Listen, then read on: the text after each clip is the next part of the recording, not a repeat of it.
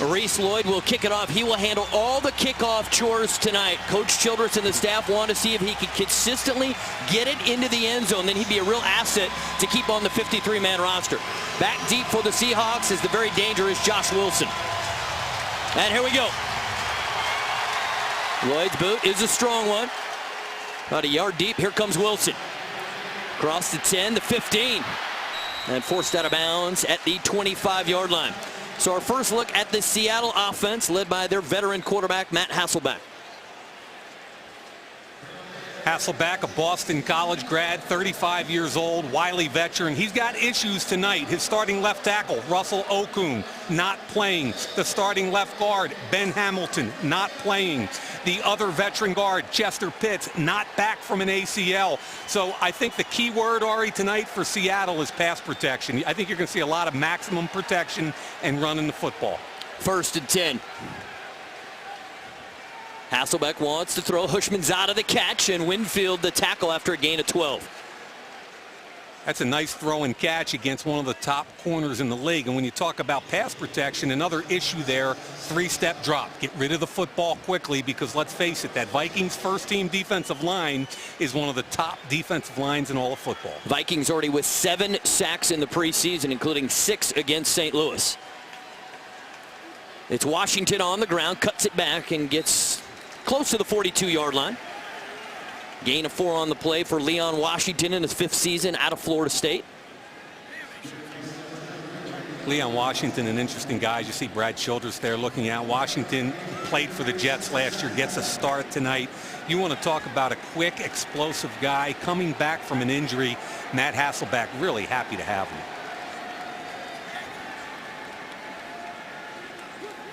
Hasselbeck. That is nice play by Ben Lieber to get in the passing lane. Not sure if he got a hand on it from our perspective, but he certainly distracted the wide receiver. I think he's one of the most underrated will linebackers in all of football. Watch him jump the 3-step right here. Comes out, jumps the route, gets underneath it. Great play. 3rd down for the Seahawks, and they struggled mightily on 3rd down last year. Just 33% success rate. 3rd and 7 from the gun. Hasselbeck, and he just gets rid of it. Mike Williams in the area, but a nice job from the Vikings defense, and they will force Seattle to punt. Antoine Winfield, I think, is one of the top corners in all of football, and he's one of the most physical, tough guys in the entire league. He sets the tone, and that was really good coverage. John Ryan to punt for Seattle. Darius Raynaud deep for the Vikings.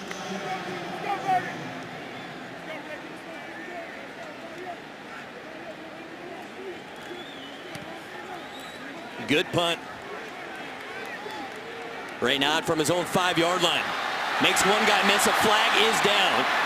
And Raynaud tackled at about the 16-yard line. Matt McCoy on special teams with the stop. Well, let's check on the flag first. Kind of know what this is going to be, don't you? Quite a few of these in the preseason. Holding, receiving team number 29. 10-yard penalty, timeout. Lito Shepard guilty of the hold, so Brad Childress get his offense ready to go when we come back to Mall of America Field. First look at home with Dodge Player Spotlight. Greg Camarillo. He is brand new to the team this week in his 5th season. He's played with the Dolphins and the Chargers. Very sure-handed. I love this, Mike. He was a walk-on at Stanford, and here he is now in his 5th year in the National Football League. Good, solid football player, and if the Vikings give up Benny Sapp to get him, well, I'll tell you, Benny Sapp was a good player, so it's kind of a win-win for both teams. 1st and 10, Favre under center. Immediately going to the air. Nice read. Wide open is Percy Harvin across the 40 and brought down at the 43, but the ball comes out. Your back judge has said, yeah, Percy Harvin is down. A terrific start, 34 yards on the play. Favre to Harvin. Really interesting because it was a double out route concept. The safety, Earl Thomas, jumped underneath it. Now, if we start to run this, the safety drops back under. Red comes back to his second read. Percy Harvin, who sat down in the middle of the field. And what that is a veteran quarterback reads it, slides, and delivers the football. You can't teach that. You've got to acquire it over time. Great job by Brett Favre. 1st and 10, and great for everyone to see Percy Harvin back out on the field with his teammates. Play action. Favre in trouble, and he just gets rid of it. Adrian Peterson in the neighborhood, but Favre, veteran quarterback, he took one big hit last week against the Niners, and he decided, you know, I'm not going to take one right here. And that's my concern behind this revamped line here, okay? This is play action, and it's a 7-step. Look at the jailbreak right there with Colin Cole, and good job by Brett getting rid of the football. They were trying to run the post deep cross combination, which is a 7-step drop, and Ari, they better protect Brett, where it's going to be a tough season. 2nd and 10. Peterson, the tailback. And Favre's in some trouble. He loses the football. It's kicked around a bit and recovered by the Seahawks. I'm not sure why Brett didn't throw the slant to Bernard Berrien. He had a soft corner. I'm anxious to see what he didn't see there. Look at him with the finger. That's a concern too. There's a finger on his right hand that he's shaking, but look, he's going to look right at the camera here, and I thought that was open. Jailbreak inside again with Chris Clemens, who they picked up in a trade from Philadelphia. You're going to see the slant coming in right here. Why he didn't throw it, I'm not sure. I think Chris Clemens flashed so quickly that he decided he had to get out of there, and instead he lost the football. See if the Seahawks take advantage. Leon Washington, big hole in the middle. And he is tackled at the 22-yard line. Well, it appears that Brett Favre is okay. Obviously, a lot of concern as he was shaking that right hand. Favre now in his 20th season in the National Football League. Now, you know, Ari, this is a place where the defense needs to step up and play. Last week against San Francisco, 12-play drive against the starting defense. Brad Childers wasn't very happy. Now, all of a sudden change. Ball's in the red zone. Can you step up and make a play? 2nd and 4. Washington slips a little bit, and he will be shy of a 1st down. He'll set up 3rd and short. Just a gain of a yard on the play. NFL is a 3rd down league, but to get to the 3rd and short situation, you got to take care of business on 1st and 2nd down. 3rd and 3 or 4 is what I call, Ari, a choice down. And for a defensive group, it's not a good situation to be in because they can run the football or they can throw it because it's an advantageous offensive situation. 3rd and 3. On the ground, it's Washington, and he does not get the 1st down. Brought down just inside the 20, and decision time here for Pete Carroll and the Seahawks. And it appears they'll go for 3 as Alindo Mare, outstanding veteran kicker, will come on for the Seahawks. Pete's a little intense, man. I was down on the field before him. He's the only head coach I've ever met in my life in the National Football League or major college football that throws 7-on-7 with the team. He warms up with the team. He can never stand still. He's got a pretty good arm. Very good arm. 38-yard attempt from Mare. There is a flag on the play. The kick is good. Now, if this is on the Vikings, it's going to be a 1st down. Illegal formation. Offense. Number 60 was lined up in the backfield. 5-yard penalty. 4th down. Pete says that's a tough call in preseason football right there. You're kidding me. Got to have 7 men on the line of scrimmage. 1 guy's lined up back behind it, so they're going to have to re-kick. Well, Mare will now try from 43 yards. Last year, he finished the regular season making his final 21 field goal attempts. It's not bad. Yeah, it's pretty good. Team record for the Seahawks.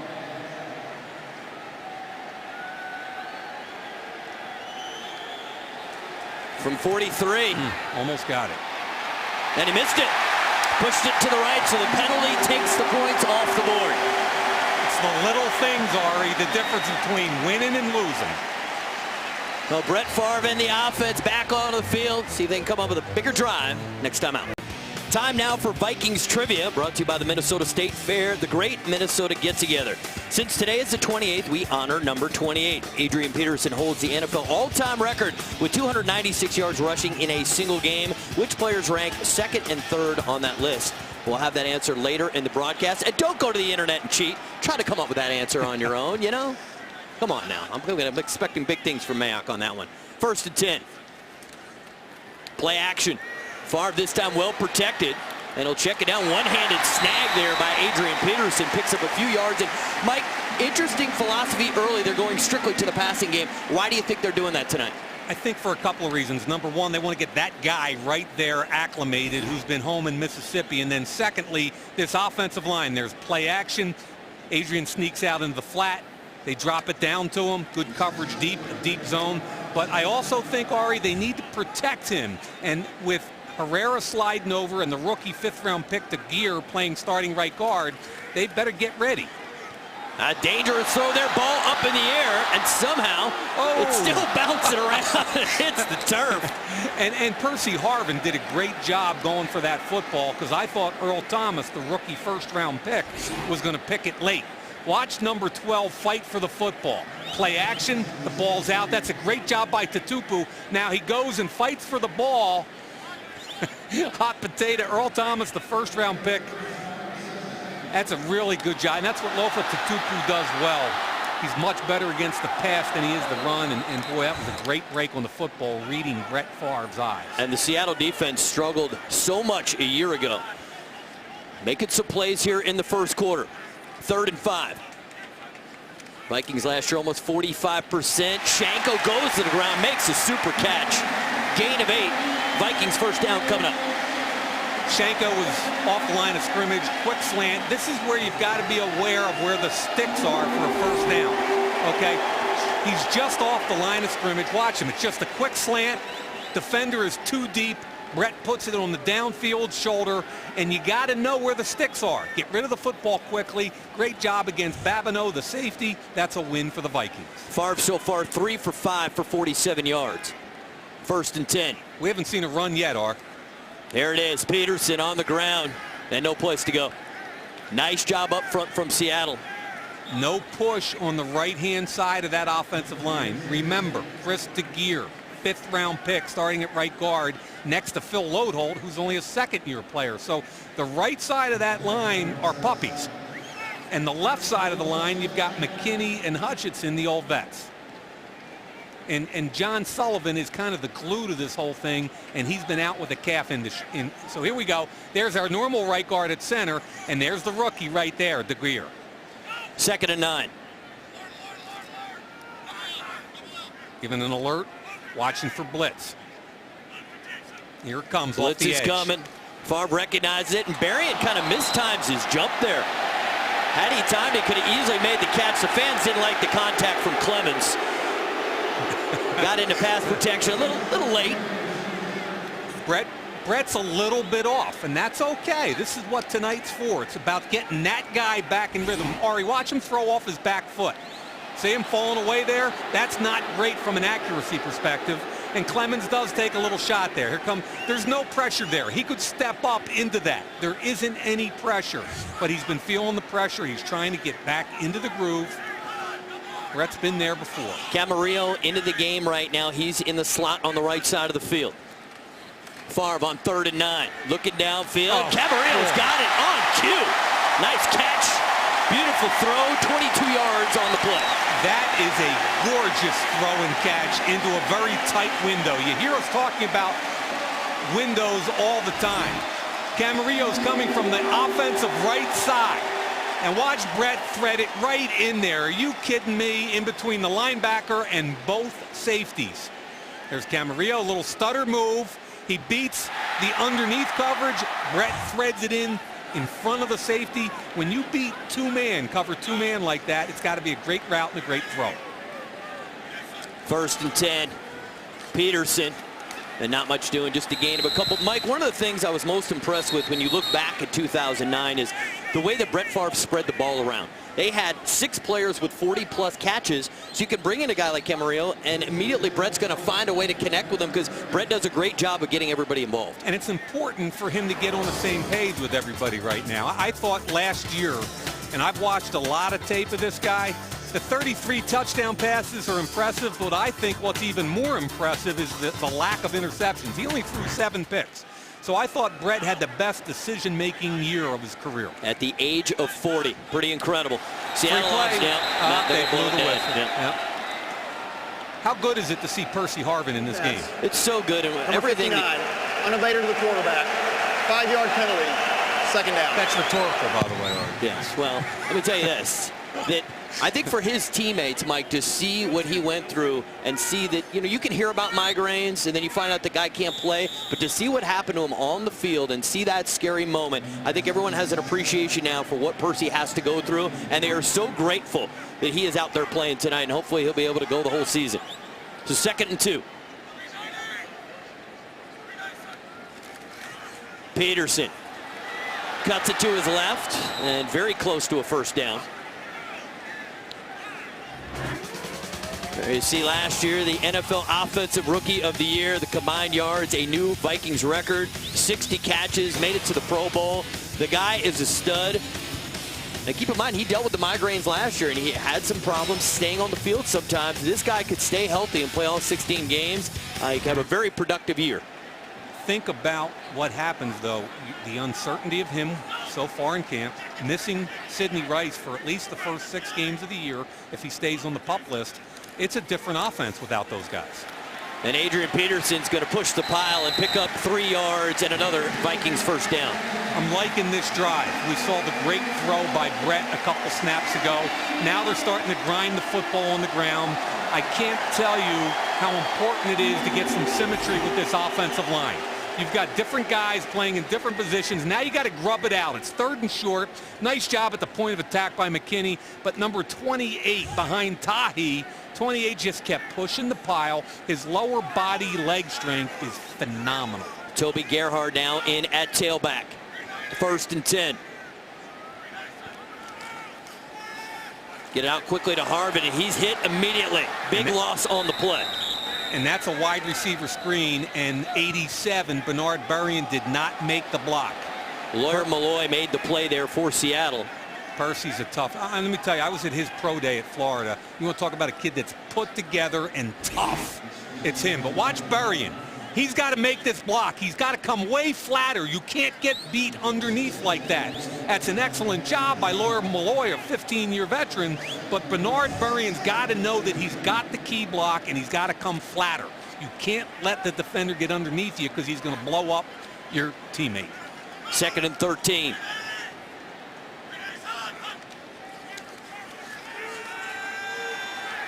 Favre gets it to Shanko. Hit time. Will Herring with the tackle on Shanko. Gain of 6. And that's where the veteran quarterback again. 8 in the box. The Farmers Insurance Red Zone is brought to you by your local Farmers Insurance agents.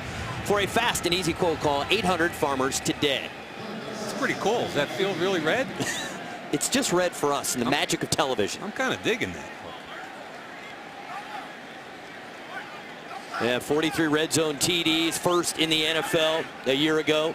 Pete Carroll's on the field calling a timeout. Pete ran 10 yards on the field. Look at him up here. He's right up there. He was out on the field screaming. There was something that he saw that he didn't like, and he said, guess what, fellas? We're going to let those guys go to break with a scoreless tie. The Vikings Street Team is giving away tickets in the Miller Lite End Zone Party Deck all season long. Go to Vikings.com/endzone for a schedule of Street Team appearances. Brought to you by Miller Lite, the official beer sponsor of the Vikings. Brett Favre still in a quarterback. Eric Sugarman, the trainer, was looking at his right hand. Can't be that bad if he's still out there. 3rd and 7 from the shotgun.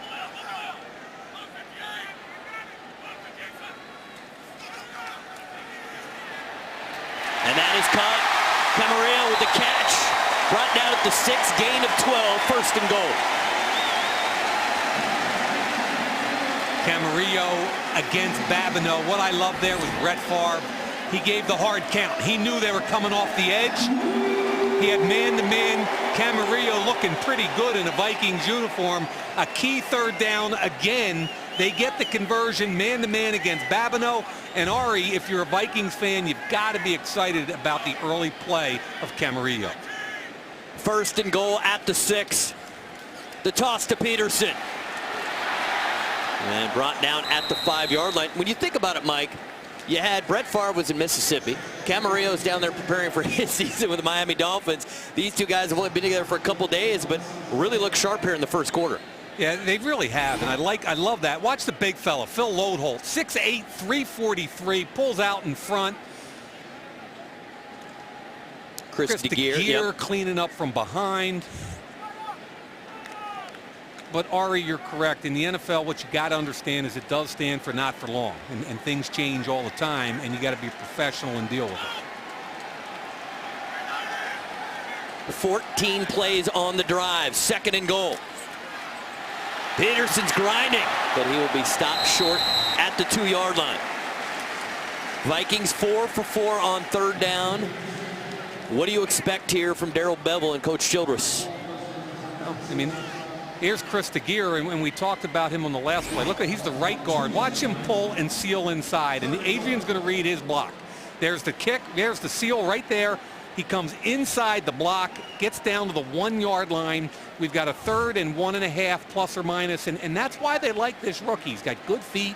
He finishes blocks. They just need a little more cohesion, Ari. Single back. This is a balanced set. 2 tight ends, 2 wide outs. Probably bring motion. There's the motion. And he loves Shanko down here, but they'll keep it on the ground, and Peterson slips. All right, Brad, what are we going to do here, big boy? Brett, look at Brett. Brett say, go, go. Go for it. He's got the crowd going. Favre was pointing. Come on. Tahi, the fullback, is coming in. So, Ari, unless Tahi took up field goal kicking in the last week, they're going for it. So here we go. 4th and goal at the 2-yard line. 16th play of the drive. Ryan Cook comes in their big man situation here. I'm still thinking play action. I formation. Ryan Cook is at the tight end. He's a tight end eligible. Here's Cook here. Play action, right, R? Maybe not. Maybe not. Maybe nothing should have doing. So the Seahawks, a defensive goal line stand at their own 2-yard line. The Vikes come up with 0 points. Pete Carroll is fired up. 16-play drive. A look back at 2009 brought to you by the Minnesota Department of Public Safety, who reminds you that extra DWI enforcement is on Minnesota roads now. And what a year it was, Mike, for the Vikings. Favre comes in mid-August. They go 12 and 4. Couple plays shy of the Super Bowl, but there really were some magical moments last year for number 4 and the Vikings. Great catch by Sidney Rice, and I really believe that Brett Favre had a career season, and they've got to build on that. Hasselbeck gets it out to the tight end. You can't do that to Winfield side. Are you kidding me? Antoine Winfield, pound for pound, is the toughest football player in the league. Pound for pound. Play action. Comes off. Look at the vision by the corner. He sees it. He reacts up. He makes the tackle on the big tight end, Anthony McCoy. He's 6'5", 259. Smart enough to go low on that. And no gain, Ari. I love watching Antoine Winfield play on tape. I really do. Amazing. 12 years in the league. On the ground, Washington. Gain of a yard. Winfield made another play, right? They bounced it to him that time. Good job inside, levering those guys. They bounce it. Here's Winfield last year. What, are you kidding me? Cincinnati Bengals trying to jump over him. Again, Larry Johnson from the Bengals. Big hit on the sideline. Ahmad Bradshaw from the Giants. Bang. Kidding me? He doesn't discriminate. He'll take on guys of all sizes. All sizes. Look at the hit right there on the goal line. I don't care if he's wearing pink gloves and shoes. He is a tough guy. 3rd and 8. Keep it on the ground. And Washington will not pick up the first down in the final seconds. We'll tick away here in the first quarter from Mall of America Field. Vikings had a 16-play drive. They go 66 yards, no points. We are scoreless through 1. Back on the field, Brett Favre, after that first series, you saw him walk off shaking his thumb. Apparently, it has something to do with the thumbnail. Not quite sure if he lost all of it, half of it, but it is a thumbnail issue, not necessarily the thumb. Back upstairs. Well, thanks, Randy. So that'll be painful, but at least cosmetic. No, we need a manicure. Stat. Favre's still 7 of 10. It's pretty good. With or without the thumbnail. Darius Raynaud will step up. Oh. That's got to go. There's no flag. Are you kidding me? And ball goes out of bounds at the Vikings 37-yard line. Do not go anywhere. Favre in the offense. Back to work. We're coming back on the Vikings Entertainment Network. Little vintage Vikings. How about that receiver? Silky smooth, Ahmad Rashad. Back in the day, people knew him as Bobby Moore from the University of Oregon before he changed his name. He was fun to watch, a part of so many big games for the Vikings. Very productive career in the National Football League for Ahmad Rashad. As we continue to take a look back at vintage Vikings clips. 1st and 10.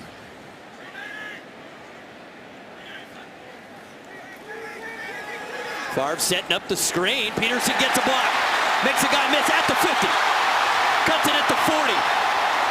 And brought down at the 32-yard line. Great play fake from Favre to set up the screen, 31 yards. And then I love the patience from Peterson after he received the football. Perfect play call, Ari, because there was a blitz coming from the opposite side. He rolled away from it and threw the football. Now watch the blitz come in, and there's the backside blitzer. Are you kidding me? You throw screen away, and like you said, Ari, the patience to set the block up, then to make people look silly when he gets in the open field, that's phenomenal. 1st and 10, Peterson on the ground. And maybe a yard on the play. Vintage Vikings brought to you by Verizon. Own the airwaves and craft your signal at Verizon, official wireless partner of the Minnesota Vikings. Verizon, rule the air. To see the numbers on Ahmad Rashad, his days in purple. All right, Ari, 400 catches. Who had the most catches as a Minnesota Viking? Ooh. I mean, my instinct is to say Chris Carter. Your instincts would be correct. He had over 1,000 career catches. I'm guessing Randy Moss is somewhere close behind on that list. How about number 2, Ari? Good job by you. Tatupu, and Favre fumbles the football, recovered by the Vikings. That's John Cooper in the right place at the right time, but there is a flag on the play. And a little bit of a recurring theme right here with lack of protection up front. Illegal contact, defense, number 54. 5-yard penalty, automatic 1st down. Will Herring, 4th-year man out of Auburn. The pass protection issues have got to be a concern, and obviously when you've got a revamped offensive line, and remember, you've got the rookie, the right side is very young. The center gets knocked down. Here comes the linebacker Tatupu, completely untouched. The second time they stripped the football from Brett. Luckily for the Vikings, Herring was called for a penalty. 1st and 10. Gerhard the tailback, Shanko in motion. Favre, quick strike, Berrien bobbled it, and it's picked off. I believe that's Thomas.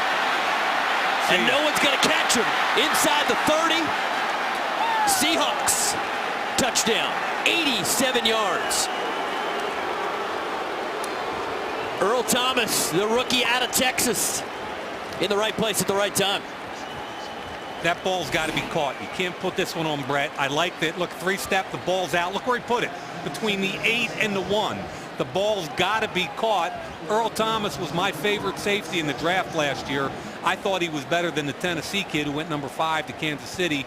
He's a playmaker at safety, but from a Minnesota perspective, you got to put that all on the wide receiver. You got to catch that football. Olindo Mare on for the extra point attempt. The extra point is good. So far, put it right on the numbers to Bernard Berrien. But Berrien cannot hold on. 87 yards. Earl Thomas, Seahawks lead 7-0.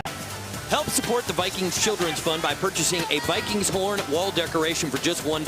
Horns are available at participating Minnesota bars and retail establishments. Your name is displayed on the horn to show your support of the Vikings Children's Fund. We're going to talk about the Children's Fund and some other things with owner and president Mark Wilf in the 3rd quarter. Also going to talk about the 50th season for the Minnesota Vikings and what that means for the fans. You can see the decal on the jerseys with 50 on it. Olindo Mare to kick it off. The interception return is officially 86, not 87 yards for Earl Thomas. Darius Reynaud is deep for the Vikings. Kick very high, not particularly deep from the 4. Reynaud, there's a seam, and look at him go. It's a foot race down. Does Raynaud have enough speed to finish? No.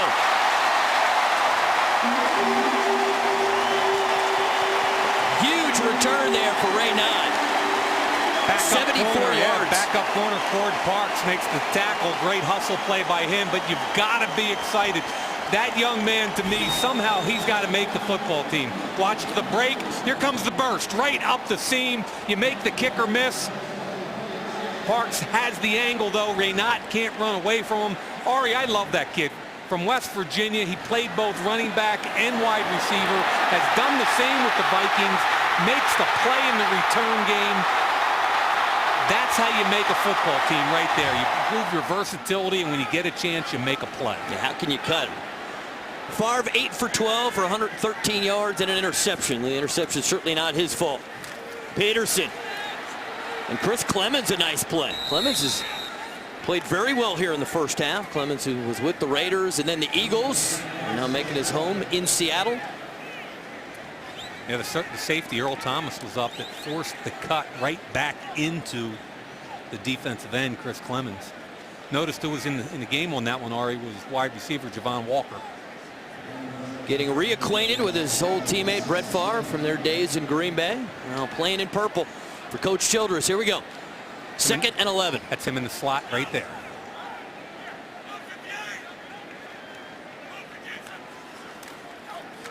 On the ground, it's Peterson into some space. Inside the 10, he'll take it for 6. Touchdown, Vikings.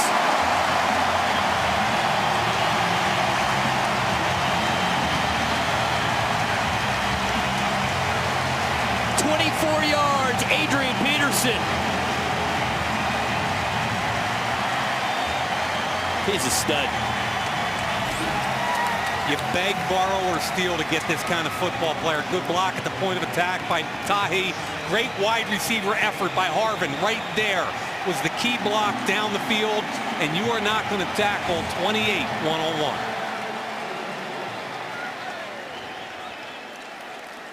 Extra point, up and good. Game tied at 7. There's been some big plays, and the Vikings respond. The big return from Raynaud sets up Adrian Peterson at 28. Gets into the end zone. Care 11 is the proud media sponsor of the Minnesota Vikings. Tune in Saturday for Vikings Weekly, hosted by Ann Carroll, and watch Paul Allen on Vikings Game Plan Sundays before the game. Visit care11.com for showtimes. Another opportunity for Reese Lloyd. Try to earn a job on this 53-man roster with his kickoffs. Leon Washington deep for the Seahawks. Well, that kick is not going to win him a job. Washington from his own 5-yard line. And Washington tackled at the 28-yard line after a return of 23 yards. Eric Frampton with the tackle. 11:39 to go in the first half. This game is deadlocked at 7. Coming up at halftime, we have the Minnesota State Lottery halftime report with Vikings Weekly host Ann Carroll. Play the Vikings scratch game for your chance to win up to $200,000 instantly. Great crowd here at Mall of America Field. We're going to learn a little bit more about the actual field. They have made an investment here, and the players have had rave reviews about the new field here at Mall of America Field. 1st and 10 for Seattle. Under center, Matt Hasselbeck. Julius Jones now the tailback. Quick hitter to the tight end there. And let's check in with Randy. Randy? Thanks, Harry. The biggest thing about this brand new turf is this. Down at this end of the field used to be where they played baseball. And then in the old turf, there were seams where the mound, second base, first base, third base. There are no seams now. It is seamless down here. And the players absolutely love this brand new turf. Anything for the safety of the players with how hard these guys work. Got to keep those bodies healthy. 2nd and 5. Hasselbeck, time to throw. Hushmanzada the catch. 9 yards on the play. Hushmanzada really productive since 2006, the 3rd most catches in the National Football League. Working against Winfield. Deep drop. Hasselbeck, ball out quickly. That's pretty good coverage right there by Winfield. Interestingly enough, the play before that, I thought that Chris Cook was a little bit soft on that quick bubble screen. 1st and 10. Hasselbeck going down the field. Got a wide open receiver, Deion Branch. And Branch tackled at the 15-yard line. Now, that can't happen. The hole between Winfield and Abdullah. And Abdullah's one of those safeties who's trying to win a job. And that's a really excellent job by Hasselbeck. Watch the play action. And here comes the opening right here. Winfield redirects. Where's my safety help? Here it comes late. You've got to see that from a coach's angle perspective, but I think the safety needed to be over top there, at least by the way Winfield redirected and looked for help. 1st and 10.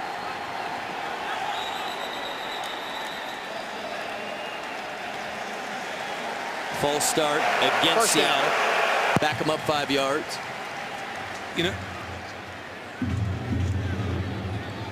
the Farmers Insurance Red Zone is brought to you by your local Farmers Insurance agents. For a fast and easy quote, call 800-FARMERS today. Ari, the Vikings starters are going to play into the first series of the 3rd quarter.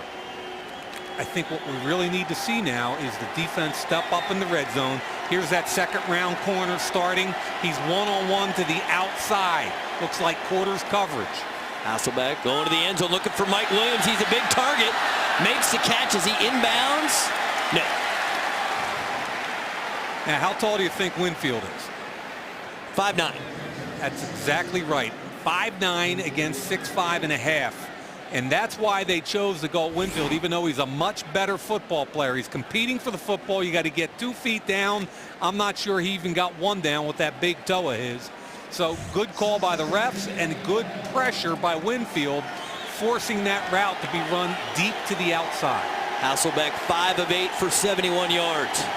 2nd and 15. Hasselbeck all kinds of time looking for Hushmanzada, and that's broken up. Chance to make a play by Abdullah there. Good coverage by Winfield. Abdullah coming over the top. Hushmanzada's looking for interference, which he's not going to get. What did we talk about before the game? Who's going to make a play at safety? Watch over the top. Make a play. 1 interception from the group of safeties last year. I know it's a tough catch, but if you're going to make that play, and by the way, Hushmanzada, good job stripping the football like a defensive back. Ari, great coverage. I have no problem with the coverage, but you got to come up with the football. 3rd and 15. Seahawks have done a good job protecting Hasselbeck. Setting up the screen. They get it to Carlson, the tight end. And late flags come in, a bunch of them. Where's that tight end from, Ar? Litchfield. Offense number 75. 10-yard penalty. 3rd down. Sean Locklear, 7th-year man out of North Carolina. Right tackle. That was set up pretty well, Ari. They faked it front side to where Chris Cook was covering Michael Williams. Came back with the tight end screen and Locklear. And in this case right now, Leslie Frazier, one of the top defensive coordinators in football. Seattle's imploding a little bit here in the red zone. They certainly are. They are 0 for 3 on 3rd down so far tonight. Now, this is a situation where you can sit back and play coverage, or you can go after the quarterback and force the football out of his hands quickly and rally up and make the tackle. Chris Cook again. Here's a tight bunch set with motion. We'll keep it on the ground with Julius Jones. Cook. Nice play, Chris Cook. Now, that's something we got to look at again. Chris Cook, he's trying to start. He's trying to earn a starting job. Mansfield Rado, the left tackle. Watch him pull. His job is to get Cook. Watch what Cook does. Cuts inside, gets on the ball carrier. Excellent job tackling Julius Jones in the open field, making the left tackle miss, and that's a big play because it forces a field goal attempt. Now, earlier, Murray hit from 38, but there was a penalty, and then he missed from 43. This is again from 38. Kick is on the way, has the distance, and it is good. So Seattle retakes the lead. It is 10-7, but the Minnesota defense toughens up once the Seahawks get into the red zone. The Vikings offense back on the field. We come back. Watch out. They got me mic'd up, man. I know you ain't Jack.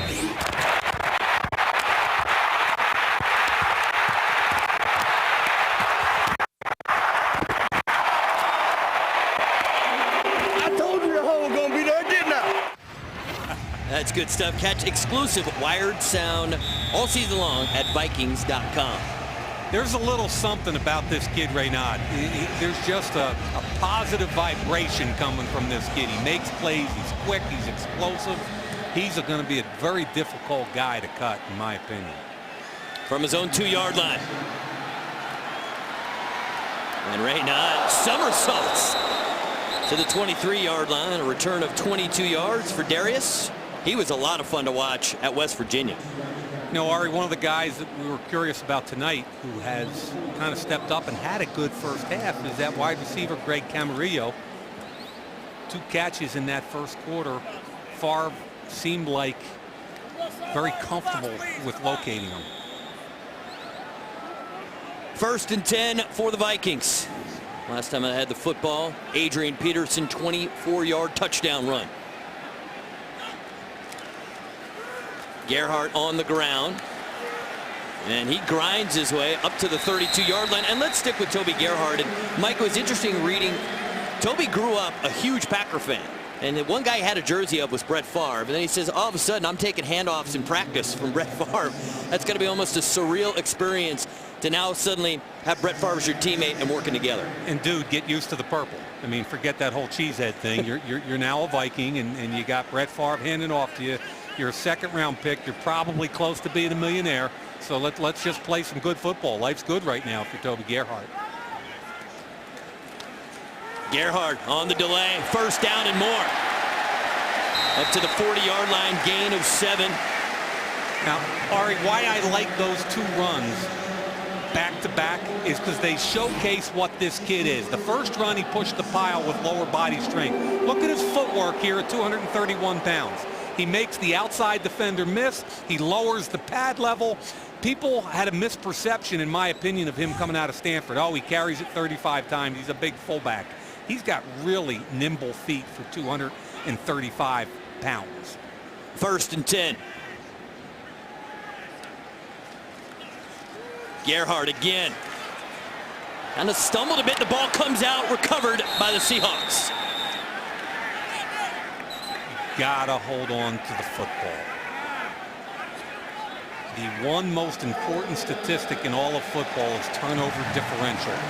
They're saying that the ground caused the fumble. Let's take another look. It's not going to leave the coaches' minds. Hutchinson having a tough time getting out there. Ball looked like a good call to me. Ball comes out late after I believe his knee is already down right there. I think the knee and the hip came down before the football did, the elbow. Good call. 2nd and 8.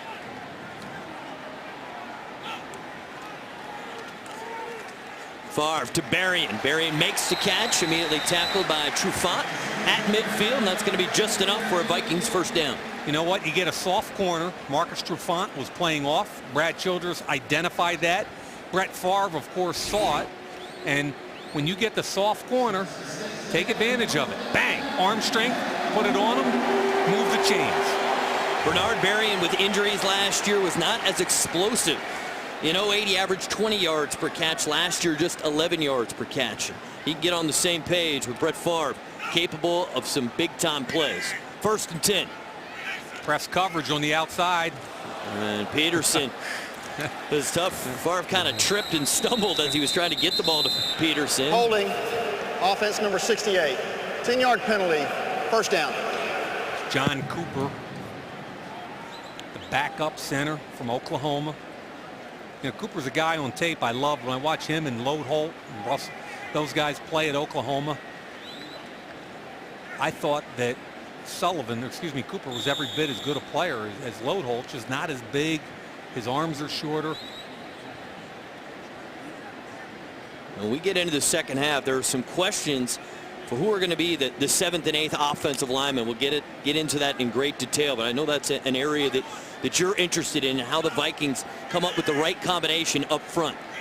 I thought the loss of Hicks was more significant than people realize. 1st and 20. Favre with all kinds of time, and Greg Lewis to catch, and he's got 21 yards on the play. But Greg Lewis, his 1 touchdown a year ago came from Brett Favre, and they won an ESPY.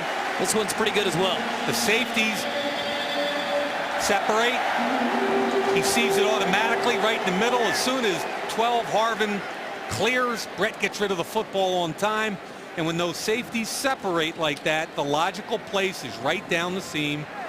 Brett and Percy Harvin. And I'm telling you again, Percy Harvin, I don't care how big he is, Greg Lewis with the catch there.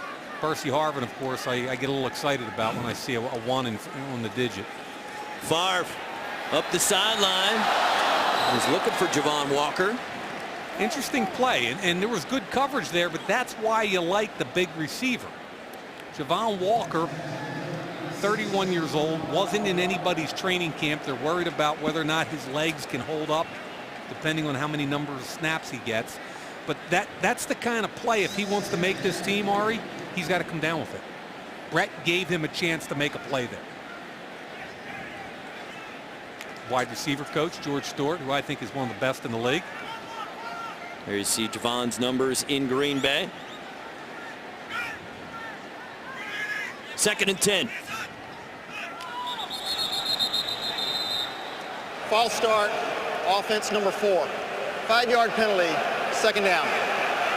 No, Favre is actually pleading his case. It should be against Seattle. Appears he's not going to win this argument. He'll laugh. He won't. He won't laugh. See, he moved away from center there, and I don't know what Brett's pointing at, but there was an issue that either Brett forgot the snap count, which I think is what it was, because the ball was snapped. Nobody else was offside except Loadholt.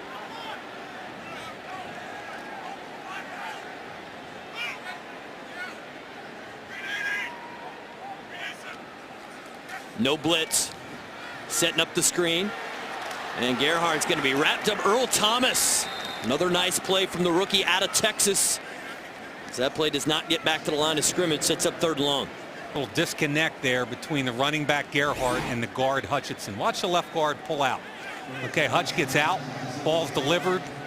Now, he's trying to peel back and get to Tupu, but the rookie, and it happens a lot, Ari, with rookies, they get impatient on plays like screens, which demand patience. You've got to be able to set up your veteran blockers.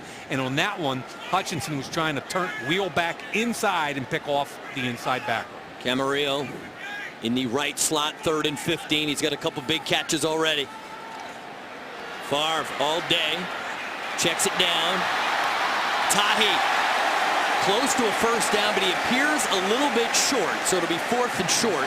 But the important thing is Seattle played so darn soft that now they've got an opportunity to either go for it on 4th down or kick a field goal. They are now in field goal range. Okay, look how deep they are. Way back there. You've got to take what's open underneath. Tahi now get up the field vertically. Excellent job. So here we go. 4th down. Big play of the game right here. Gerhardt the tailback, Tahi the fullback. 4th and less than a yard. And Gerhardt has the 1st down. Hey, Anthony Herrera back at right guard. Cooper, Herrera grubbed some people out. There's short yardage. You got to get low, and you got to win the leverage game. Right there on the nose tackle. He moves the nose tackle. Gerhardt makes the correct cut. Comes right off his butt. That's an excellent job up front. Gerhardt makes the right block. And again, at 230 plus, he's a little bit of a load, and I mean that in a positive way. 1st and 10. Another long drive for the Vikings. Favre to Shanko. And Shanko brought down at the 12, gain of 15 yards. And that combination a year ago was deadly for opponents. Favre to Shanko. He had 56 catches a year ago, Ari. 11 of them went for touchdowns. And he's smart job by the tight end. He sits down in zone coverage. Brett sees it. He's in between the 2 linebackers. Lawyer Malloy with the big hit, but that's a great job of 2 veteran players hooking up. 10 plays on the drive. The Vikings look to cash it in and get a touchdown when we come back. Welcome back to Mall of America Field. Ari Wolf, Mike Mayock upstairs, Randy Shaver downstairs. 2 minutes to go in the first half, Mike. Vikings have put themselves in a position with another long drive, but this time they got to pay it off. They need to finish. First quarter, 2 red zone opportunities. The first one, They didn't convert on 4th and 2 at the 2-yard line. The second one was an interception off the ball that Berrien didn't catch. You've got the ball 1st and 10 now on the 12-yard line. You've got to finish, or trust me, Brad Childress, Darrell Bevel, those guys will not be happy with this first-team offense. Resetting the play clock. The Farmers Insurance Red Zone is brought to you by your local Farmers Insurance agents. For a fast and easy quote, call 800-FARMERS today. Crack motion by Walker. 1st and 10. Favre with time. Tried to put it in a tight spot there. I'll say. Yeah. Wow. Aaron Curry, the former first-round pick, undercutting the route intended for Walker. Favre now 13 of 19 for 170 yards. Slides to his left. There's the fastball. Curry, the Wake Forest linebacker, highly athletic. The Sam linebacker undercuts it. And Ari, you called it 100% correctly. That is an incredibly tight window. Not even the Nolan Ryan fastball could get in that time. On the ground, Gerhardt. Tutupu did a nice job of standing him up at the 10-yard line.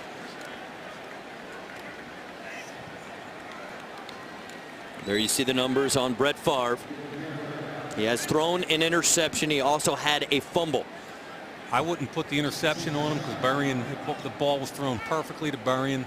That was the touchdown that Seattle got on the tip to Earl Thomas. I would say that from a pass protection standpoint, I think Brad's going to have some concerns.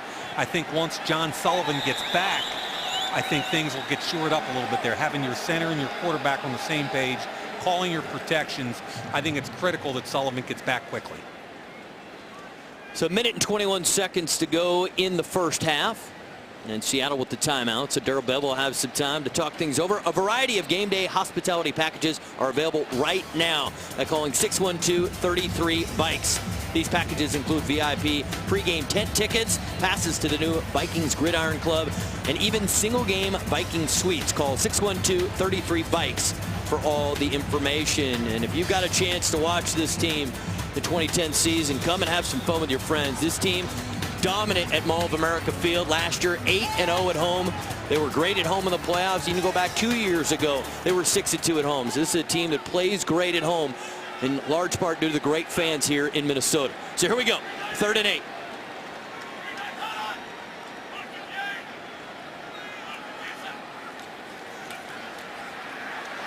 Favre's going to step up, throw, and that's incomplete. Looking for Walker.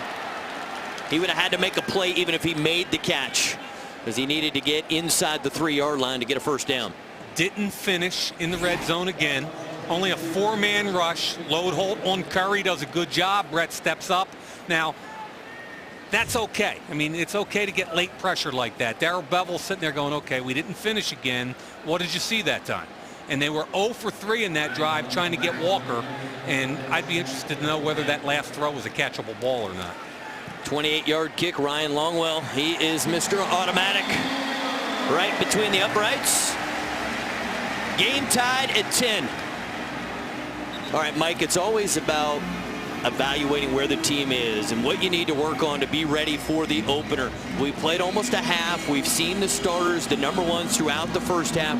What have you taken away from the Vikings so far? Well, the first thing is what I just talked about, which is with John Sullivan out of the game and with Herrera kicking over and what happened. This is the 3rd down play where we talked about inefficiencies in the red zone. He's trying to get it to Walker. Way behind him, tough catch. But 3 attempts to try and get the ball to Walker's hands. Couldn't come up with any of them. I know it's behind him, and that's a heck of a hard catch. But, you know, that's the way it is in the NFL. Brett's going to get clobbered by Aaron Curry late right here, trying to get rid of the football. That's a ball that's catchable in the NFL. And I would say that Javon Walker's a guy who's on the cusp. He just got picked up in the last week, and he's got to make plays when he has a chance. So the 3rd down conversion, Seattle's really struggled. Vikings 4 of 7, but the Vikings now with one 16-play drive that had 0 points, and then a 14-play drive where they get 3 points. Got to finish, man. Yeah, they have dominated time of possession. 0 for 3. Not much on the return. Good job there. Just a 22 yards on the return from Golden Tate. That was the 3rd kickoff by Reese Lloyd. And remember, if they're going to keep a guy just as a designated kickoff guy, he's in a dome stadium, he's got to put it in the end zone 2 out of 3 times where it's not returnable. In the first half, he's kicked off 3 times, and there's been 3 returns. So from Reese Lloyd's perspective, indoors, it's got to be a little deeper than that. However, the coverage was really good. 1st and 10 for the Seahawks. They have 1 timeout remaining in 67 seconds. Carlson in motion. Hasselbeck from the shotgun. They set up the screen to Julius Jones. And Chris Cook. Oh, that's a nice tackle. He continues to impress the rookie. I was a little nervous by the angle he took that he might lose contain, but the bottom line is he made the tackle. They set the screen up. Here he comes from the outside in. You can't lose contain, cut tackle. And Ari, that's 2 plays we've seen him make one-on-one in the open field. Mike Williams with the catch with you. The Vikings, you can live with a 4 or 5 yard pickup here. Clock continues to wind as we near 30 seconds to go in the first half. And these are the situations you live for, okay? Nichols in the game, 2-minute drill. Both teams working on everything they've been working on in training camp. And there's the sack. Ray Edwards. Loss of 4 on the play. I think the Vikings will use a timeout. Absolutely. Yeah, force Seattle to punt. Yep. See if we can get another big play in the return game. Leslie Frazier turns him loose. Ray Edwards working on Sean Locklear. That was get off right there. That was nothing but tremendous quickness. He beat him with the first step. He was around Locklear before Locklear knew the ball was snapped. The offensive players from Seattle thought he was offsides. That's how quick his get off was on that play. That's what Hasselbeck was saying. He was offsides. Ray Edwards phenomenal last year in the postseason, and then you're lined up next to 3 Pro Bowlers. Obviously good things are going to happen, but Ray Edwards last year a career high 8.5 sacks, and he's a very good player in his own right. They had 48 sacks last year, which was #1 in the league, and of the 48, 38.5 were by defensive linemen. So the wonderful thing about them is they can get pressure with 4-man rushes. They came after that kick and almost got it. That was a boomer of a punt right there. Ray Nod from his own 23-yard line. I like him, man. So 7 seconds to go in the half. Ray Edwards against the Green Bay Packers does a great job tracking down Aaron Rodgers again from behind. Tremendous athlete. See you, Jay Cutler. The rookie doesn't want any parts of him. Matthew Stafford. Carolina, reverse. Good job reading his keys. And again, so athletic. He won't let the quarterback break contain outside in against Eli. Not enough is made about how athletic and good a defensive end he is. And because you've got Jared Allen on one side, he gets the advantageous matchup against the right tackle. Typically not as good a pass protector in the NFL as the left tackle. And man, he came into his own, as you said, Ari. A bunch of sacks last year, and he really came on in the postseason. All right, 7 seconds to work with. Here comes either the Hail Mary or the 2 guys running them off deep, and then the undercut to the sideline. Or how about let's just go the other way. A screen. Albert Young. End of the half. And that will do it.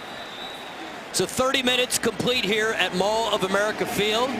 Entertaining first half. Big plays on both sides of the ball. And a big play for the Vikings. Adrian Peterson, 24-yard touchdown. Do not go anywhere. Ann Carroll will be hosting halftime. The Seahawks and the Vikings deadlocked at 10. Then let's check in with Randy. Thanks very much, guys. Brad, evaluation, first half, offense, defense. Well, you know, I thought we did some good things offensively, aside for that turnover for a score that went the other way. And if I'm not mistaken, I didn't see a replay. I thought it obviously was a catchable ball, so you can't play volleyball with one of those. You know, disappointed we weren't able to knock it in down there, but they started out 4 for 4 on 3rd downs, and there's plenty to build on. Want to see them play coming out here from the half. They'll play one series, offense? We'll see. Okay. We'll watch those guys, and then defensively, they haven't converted a 3rd down. I just want to see more of the same defensively. Gotcha. Thanks, you. All right. Back upstairs, guys. All right, thank you, Randy.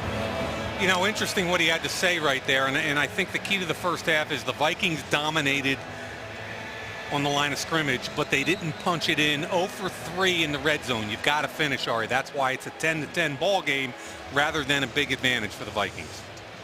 All right, the Vikings schedule is brought to you by Progressive. Compare rates in 3 easy steps at progressive.com. And everyone knows the season starts on the 9th at New Orleans, a rematch of the NFC Championship game. And then you've got Miami and Detroit. And when they get into October, things get pretty difficult at the Jets, Dallas, at Green Bay, at New England. So what do you think about the first 8? I think that first game is going to get everybody's attention, and it's going to be phenomenal. And obviously the second half of the schedule, heavy in conference. Chicago and Green Bay lead it off. You've got Chicago again and Detroit down at the bottom. So it's an improved conference. Let's face it, Chicago's going to be better, and I think Green Bay is just about as talented as anybody in the league.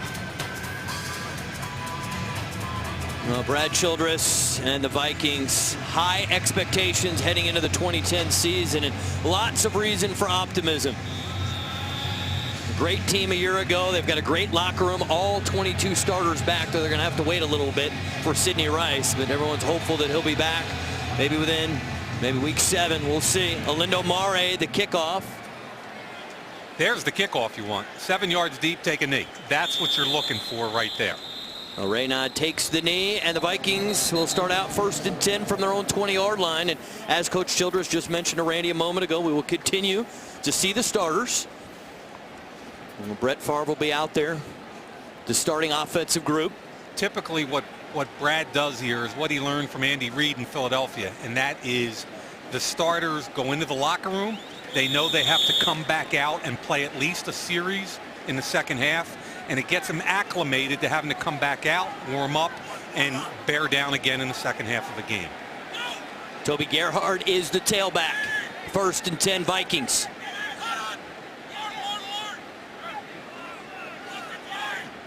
Brett does a great job with the dummy counts. Favre going down the field looking for Berrien. Oh, Bernard, go get it. The good throws. Bernard took him too long to recognize where the football was. He had a step, and I like where Brett put it. I'm always amazed at how accurate Brett Favre is with so little practice. Look where he throws it. Away from the outside leveraged corner. The free safety can't get there. I think you've got to elevate right there. You've got to just extend and go get the football because you've got a chance to make a big play. Camarillo, the new wide receiver from Miami, lined up on the right side. Here's 2nd and 10. But Ari, I like the deep shot there. I like that philosophy. Favre to throw. Camarillo again. He makes the catch, tackled at the 27-yard line. See, he's going to become a favorite of number 4 pretty quickly. And the reason is he's a veteran receiver. He's smart. He wants to go deep. There's nothing there. He breaks the route. Camarillo underneath, reads the zone, does an excellent job finding the opening, and now you've got a 3rd and 3 instead of a 3rd and 10. 3rd down for the Vikings. Pretty good on 3rd downs in the first half. They were 5 of 8. It's a 3rd manageable situation. 3rd and 3, Favre in the gun. Bringing blitz. Camarillo the catch. Knew where he had to get, Mike. Sat down in the zone and picks up a Vikings 1st down. All right, he's got 4 catches. 3 of them have been on 3rd down for 1st downs. That is a savvy veteran. They've got a package of plays in for him. Look how quickly the ball gets out from Brett. Bang. Amazing stat with Greg last year. He had 16 3rd down catches, and 15 of them went for 1st downs. That's a guy who understands where he needs to be on the football field. Remember, a walk-on at Stanford. You're talking about a guy that's tough. He's smart. He's had to work his way through adversity, and now finally he's achieving a level of success in the NFL. 1st and 10.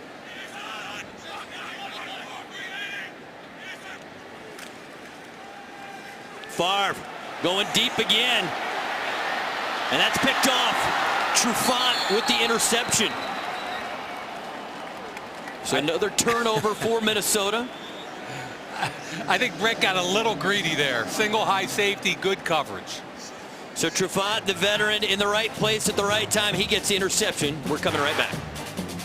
Early Early third quarter, Seattle and Minnesota tied at 10. Third preseason game and really the ultimate dress rehearsal for the regular season.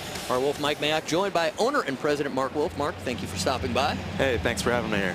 Very exciting times, and you look around at Mall of America Field. Place looks great, but I know you guys are hoping sometime in the not terribly distant future you'll have yourselves a new home. We are. We're really encouraged by the fan support and community and business leaders, and we're hoping to get this done in this next session. We're disappointed last session, but hopefully we'll get something done. Well, with this team, it's going to be a lot of enthusiasm. 1st and 10, Hasselbeck with time going down the field. Mike Williams is open. Makes a guy miss. Still on his feet. Inside the 35. And tackled at the 30. So we've got some pictures of the proposed new stadium that we'd like you to take a look at. And the drawings we've seen just spectacular. And what it would do for downtown Minneapolis. It'd be great. And I think with the Twins getting a new ballpark and the Gophers, I think fans here are starting to see what it can bring to the community and all the jobs it'll mean. Close to 10,000 construction jobs, and we know it's a challenging environment, but it's something that's really good for the economy and be great for our fans to have. Incredible for the team and also the other events that will become a part of it, having that incredible facility in downtown Minneapolis. 1st and 10. Hasselbeck. What a great coverage. Had to be Winfield. He ran the route for Mike Williams. You want to talk about quickness coming out of a transition. Antoine Winfield, one of my favorite players in the league. Tough, physical, and also makes a play on the edge. Unfortunately for Antoine, the penalty goes against the Vikings. Mark, are you as quick as he is, Winfield? Like if we were going to have a race. It'd have to be pretty muddy out there to get it close. Well, I'm thinking, okay, now let's think about this. If you're going to have a 100-yard dash, how many yards do you need to beat him? Head start. I don't know, but I think I could take you on, though. Yes! Finally, somebody takes on Mayock in the booth. Mark, where have you I remember been you my from whole your New York life? Giants days. So. Yeah, I mean, he knows what's up. You remember very well, too. Trust me. Wow. That was really, I wasn't expecting that. Was a stinger. I enjoyed that very much. That was pretty good, Mark. That's the end of the softballs for you. All right, timeout on the field here is the Seahawks. Get a timeout here. And clock stops with 12:41 to go in the third quarter. Mark, one of the things I've been most impressed with your organization is your commitment to children. And the Vikings Children's Fund, last year in a very tough economy, in a recession, you guys raised more money for charity than you've ever done. So talk about what's ongoing with the Vikings Children's Fund. Well, we had a record year, and one of the things we're most proud of is what we give back to the community. We had all 53 of our active players out in the community. We do Community Tuesdays where they go out, visit children in the hospitals, and all kinds of good stuff. So we've raised nearly $9 million since the inception of the Vikings Children's Fund. University of Minnesota Children's Hospital getting a lot of it, so we're excited. You know, Mark, I get an opportunity because of what I do with the NFL Network to go around to a lot of different teams in this league. And I call them good buildings and bad buildings. And your building and what you guys have built as far as coaches, General Manager Rick Spielman, all the coaches and scouts, I think it's one of the most positive buildings that I've been in throughout the league. Everybody's working together with one goal, and that has to start from ownership. You know, go back a few years when you guys first got here and just walk us through the early decision-making process. Well, listen, we wanted to come from the top to the bottom to win on the field, but I think Coach Childress represents this as well. And our players, we want to win, but we want to win with the right kind of people that are not just great players, but great people. And I think we've made a lot of strides there, and we're building for the long term. 2nd and 10. Setting up the screen. Nothing to it. Mark, one of the other things that's really special about the 2010 season, celebrating the history of the Vikings. Season number 50. That's quite a landmark. And I know it would be a perfect way to finish it if you could get to Dallas to win the Super Bowl. But talk about what things will be special this year because it's season 50. Well, number one, we're excited about our football team. I mean, I can't wait for the season to get started. I think our fans should be excited, and can't wait to get going here. The 50th season, a lot of great things, a lot of events the fans are going to hear, starting with having the 50 greatest Vikings team that's going to be announced. And fans can participate in that, and there'll be all sorts of events and great things for the fans to look forward to. That sounds pretty cool. So here we go, 3rd down. A little mix-up there. Hasselbeck had to call a timeout because Julius Jones didn't know where he was going. So the Seahawks have already used 2 timeouts here early in the 3rd quarter. 12:33 to go in the third quarter. We take a break, see if the Vikings can come up with a stop when we come back. 12 minutes, 33 seconds to go in the third quarter. Ari Wolf and Mike Mayock joined in the booth by owner and president Mark Wolf. And when you're talking about the organization coming together, one of the things I'm also real impressed with is keeping this coaching staff together. Brad Childress having all of his assistants come back really seems that that has helped the on-field product by having that kind of consistency. And hold your thought there, third down and trouble for Seattle. They're going to be forced into a field goal attempt. But talk about the ability to get the staff and keep them together. Well, that's a very important part of what we're trying to do is keep a consistency. We love our coaches. They're great teachers, and they've got great relationships with the players. And I think the more consistency we can develop, that's going to help us on the field. And I think it's been shown over the past few years with the improvement we've had every year. Every year, I've got to tell you, with the success you've had when you go to the NFC Championship game, you've got too many good coaches. You're going to ultimately start to lose some of them because you're so successful. But that's a sign of a great franchise. That's our goal. That's our goal. That's our goal. Be a great franchise and get us that Super Bowl trophy. Olindo Mare converts the field goal. Seattle leads Minnesota 13-10. Mark, thank you so much for stopping by. We wish you great success in season number 50 with the Vikings. Thanks, guys. Thanks very much. The sassy Mark Wolf. Answer. The question was, since today is the 28th, we honor number 28. Adrian Peterson holds the NFL all-time record with 296 rushing yards in a game. Which players ranked second and third on the list? Michael, do I have a guess? How about Jamal Lewis and Corey Dillon? You can read that screen really well. Minnesota State Fair, the great Minnesota get-together, now through Labor Day. Jamal Lewis I knew. Corey Dillon I wouldn't have had a chance in a million years on that one. Mare the kick. Yeah, Lindo Mare is a need a second kicker on the roster. Ray 9 got up in the air, pretty dangerous, tackled at the 16-yard line. Yeah, up in the air is not a good place to be in that situation. We will step away. The Vikings trail by 3 points, but Favre and company go to work when we come back. Time now for the Chrysler rookie profile. Toby Gerhart, second-round pick. Played his college ball at Stanford. 44 rushing touchdowns in college, and I think he is going to make a fine player in the National Football League. We saw some glimpses of his multi-dimensional capabilities in the first half. And interesting here, normally Brad Childress, the starters probably only play a series in the third quarter, but Brett Favre and the offense still out there getting another look. Give it to Gerhart, and he gets to the edge. And McCoy tried to take his head off. Nice job by Kleinsaucer, who's one of the better blocking tight ends in the league on the left side with McKinney. Kleinsaucer was in motion. He gets the edge done right there on the linebacker. Excellent job holding the edge, giving Gerhart a chance to come downhill. And as you said, Ari, Matt McCoy coming in around the neck.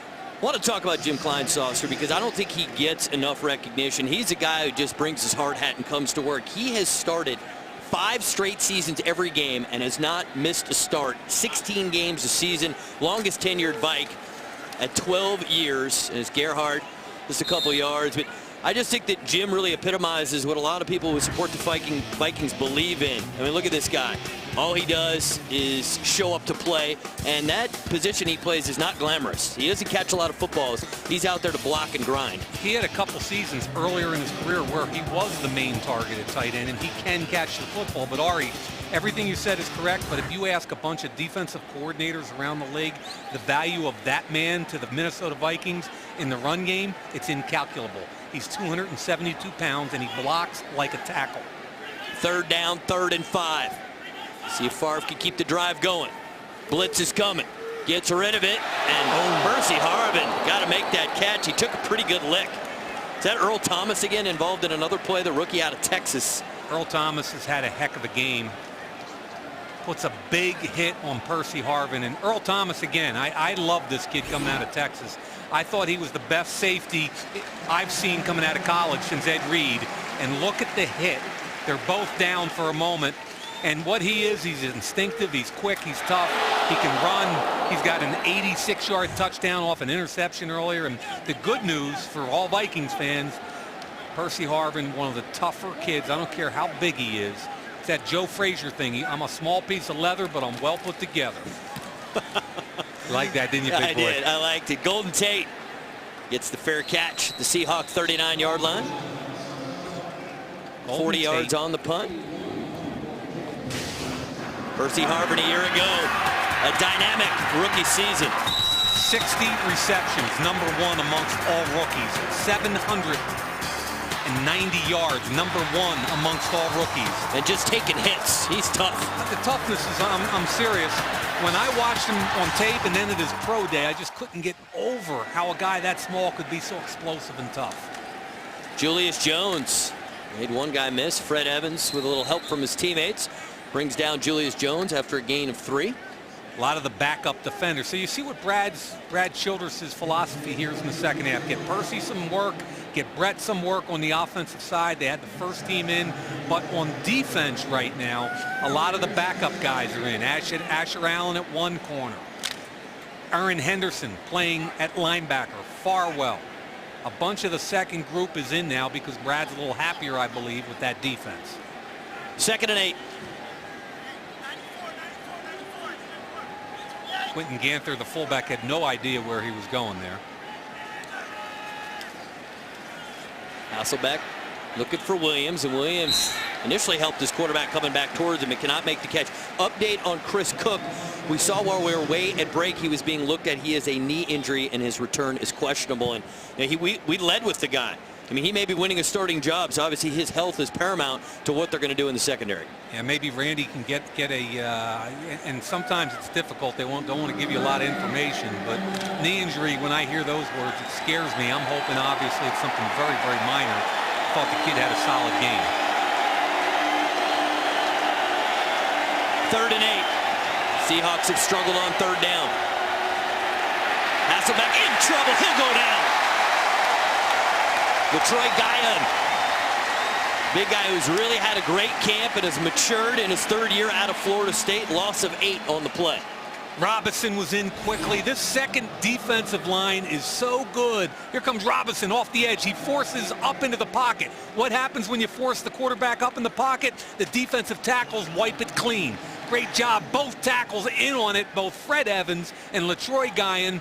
And Ari, we talked about this in St. Louis. I think their second team defensive line is better than a lot of teams' first team. It's a heck of a punt right there. No, it isn't. It goes in the end zone. That, to me, that's a complete waste of a big leg. 67-yard punt. Still a net of 47. Not too bad. Mayock doesn't like it.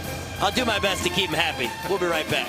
9:24 to go in the 3rd quarter. Brett Favre is done for the night. 16 of 26, 187 yards. 0 touchdown passes, a couple of interceptions, one that was clearly not his fault. Give me your assessment of the play from number 4 tonight. He's a little rusty, but that's okay. He got the reps I think he needed tonight. I didn't like the last interception, but that's all right. He needed the reps. He needed to feel it. He needed to get in sync with that offensive line and the wideouts, and I thought it was a good night of work. Albert Young takes the handoff from Tavares Jackson, and Albert Young tackled at the 30-yard line after a gain of 5. Guy next to him is a good football player too, right there, Greenway, who I think is underrated in this league. At outside linebacker, former 1st-round pick, came off an ACL, gotten better every year. Brett Favre just giggling and laughing, got the golf hat on, and away we go. 2nd and 5. It's Young again, and the Seahawks stop him after a gain of a yard. Let's check in with Randy, who's with Brett Favre. Randy? All right, thanks very much, Ari. First of all, just kind of characterize your night here. How did it feel out there? Felt better than last week. I made some mistakes, but I felt really good throwing the football. Obviously, we're trying to work some new faces in there, which is a little bit difficult. But overall, I thought, not bad. Just the 2 fumbles and the 2 picks.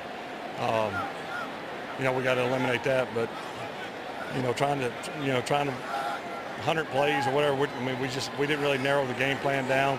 Working a couple of new guys in there, trying to get the running game going. Obviously, had a couple of protection issues, which you can understand with moving Anthony over to center, who's really our 3rd center. A new guy at our right guard. So good learning experience. It looked like you had a little bit of chemistry with Camarillo. I know he's only been here a couple of days, but he was made some couple of key catches on third down for you. Yeah, he did. That's very impressive. Knew he had good hands, but to step in and make those type of plays, it's what you would expect someone to do. But a lot of times you don't see that, and so that was impressive. And he's picked up what little bit of offense we've given him. He's picked it up well.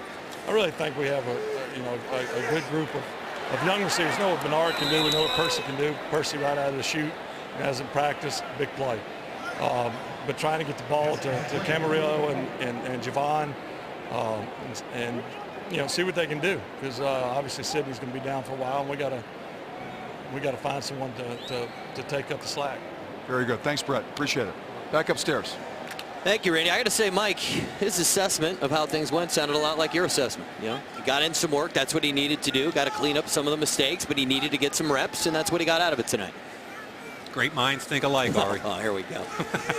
That's he hung him out to dry right there, man. Wow. I'm not sure he want Albert Young hung out like that. Look at Brett. If anybody, Ari, has fun, look at this guy. Look at him. He's 40 years old, and sometimes he's like a kid in the backyard. And that's what I think that's his most endearing quality. I really do. Look at the block. I remember that. That was crazy. It is boyish enthusiasm at times. It's exactly right. And he's all about chemistry. And I think the guys here just absolutely fell in love with having him in the locker room, having him on the field. The results speak for themselves. But these guys have fun playing with him. And, that's why his teammates went to get him. And Tavares Jackson, he's taken down. I believe that's Clemens again. Yeah, Chris DeGear struggled on that one. Again, the rookie 5th-round pick kind of lost Clemens on the twist. Okay, DeGear's over here. Here comes the twist. He sees it late. It's just a simple X stunt. Tackle outside and coming around. DeGear's late on the recognition. And that's okay. He's a rookie. It's happening a lot more quickly than it did in college. This kid's getting a trial by fire, man. Not a good punt. We got a real nice bounce, though, for Chris Kluwe. Ryan Murphy right here. The special teams coach was right over there just waving that ball on. Now, are you okay with that punt? Because it was 62 yards, no return. The net 62 is okay? I'm a big believer that if you kick the ball into the end zone as a punter, you didn't do your job. And you can tell me about 62 or 67 or 82. I don't really care. If you take 20 away from that and put the ball in the 20, I got a problem. Here's Murph. Brian Murphy did a nice job last year. Chris Kluwe, I thought, you know what, Ari? He had a lower gross last year, but a higher net, and it's directly attributable to kicking the ball higher and shorter and giving his coverage guys an opportunity. Charlie Whitehurst into the game for the first time for Seattle at quarterback. He gets it to Mike Williams, who's trying to resurrect his career with Seattle. And there's a lot of talk about Charlie coming over to Seattle. Talk about that decision and where you think he fits in with the Seahawks. I've got no problem with the trade that John Schneider and Pete Carroll made to get Whitehurst. Starting quarterback Matt Hasselbeck has struggled a little bit with longevity the last couple years. He's 35. Whitehurst, 3rd-round pick out of Clemson, big, strong guy, can make every throw. And if he can be the heir apparent, he was worth the draft pick they gave up. 2nd and 5. Keep it on the ground. Forsett, just a couple of yards, not much doing there. So it's going to set up 3rd down. Fred Puggich, old school football guy, Ohio State coach, talking to Jared Allen. You know, who stepped up and made a play there was Jamie Mitchell, who was all over the field 2 weeks ago against St. Louis. He forced the cutback. He's had a terrific start to, well, I guess we're not at start, it's the 3rd game of the preseason, but he already has 2 sacks, 4 tackles for a loss in 2 preseason games. And now that he's completely healthy, 2 years removed from that ACL injury, he's like a whole new man out there. Interesting matchup right there. Mike Williams, bottom of the screen, 1-on-1. Golden Tate, the catch. Gain of 6. First. Golden Tate, I'm sorry, Ari, the 2nd-round guy out of Notre Dame, working on a 9th-year player, Lito Shepard. Tate's an explosive kid that not a really accomplished route runner yet. And Lito Shepard, Ari, is a guy that needs to step up and make some plays because the corner cuts are going to be tough. They got some good football players back there, and they've got to make a decision on Cedric Griffin and whether or not to put him on the PUP list. Force it, no place to go. Flag comes in. Holding offense number 65. 10-yard penalty, first down. Goes against Chris Spencer in his 6th year out of Ole Miss. And there's Carl Dunbar. I know both of us extremely impressed with the job he's done. He's got great talent on the defensive line, but how he coaches those guys up, and that group really likes working together, and they seem to really push each other to be great. Hey, he resurrected Jimmy Kennedy's career last year. Jimmy Kennedy got a nice bundle of dollars in the offseason. He ought to give a piece of it to Carl Dunbar. He's doing the same thing with Tremaine Johnson, the free agent out of LSU. He's doing the same thing with Fred Evans. He's developing talent along that defensive line, and you can't get enough defensive linemen in this league. Deion Butler, rookie out of Penn State, with the catch. Let's check in with Randy. All right, thanks very much, Antoine Winfield. Evaluate the #1 defense here tonight, first half into the second half. How do you think you guys played I tonight? think we played pretty well, but of course you always go back in and watch the film, see the things that you can correct. We gave up a few too many big plays, but overall I think we held them to 6 points. It was a pretty good performance. Obviously, you guys go into the locker room, you get a chance to talk on a normal basis. You weren't in the locker room because Eden Prairie's Youth Football League was out here tonight, and there was a young Mr. Winfield out here. You had a son playing out here at halftime, didn't you? Oh yeah, Austin, he's 9 years old, playing for the blue team. He was very excited all week. They got the news that they were going to be playing at halftime. He was a little nervous playing in front of 60,000, but overall he did okay. What position does he play? He plays running back and corner.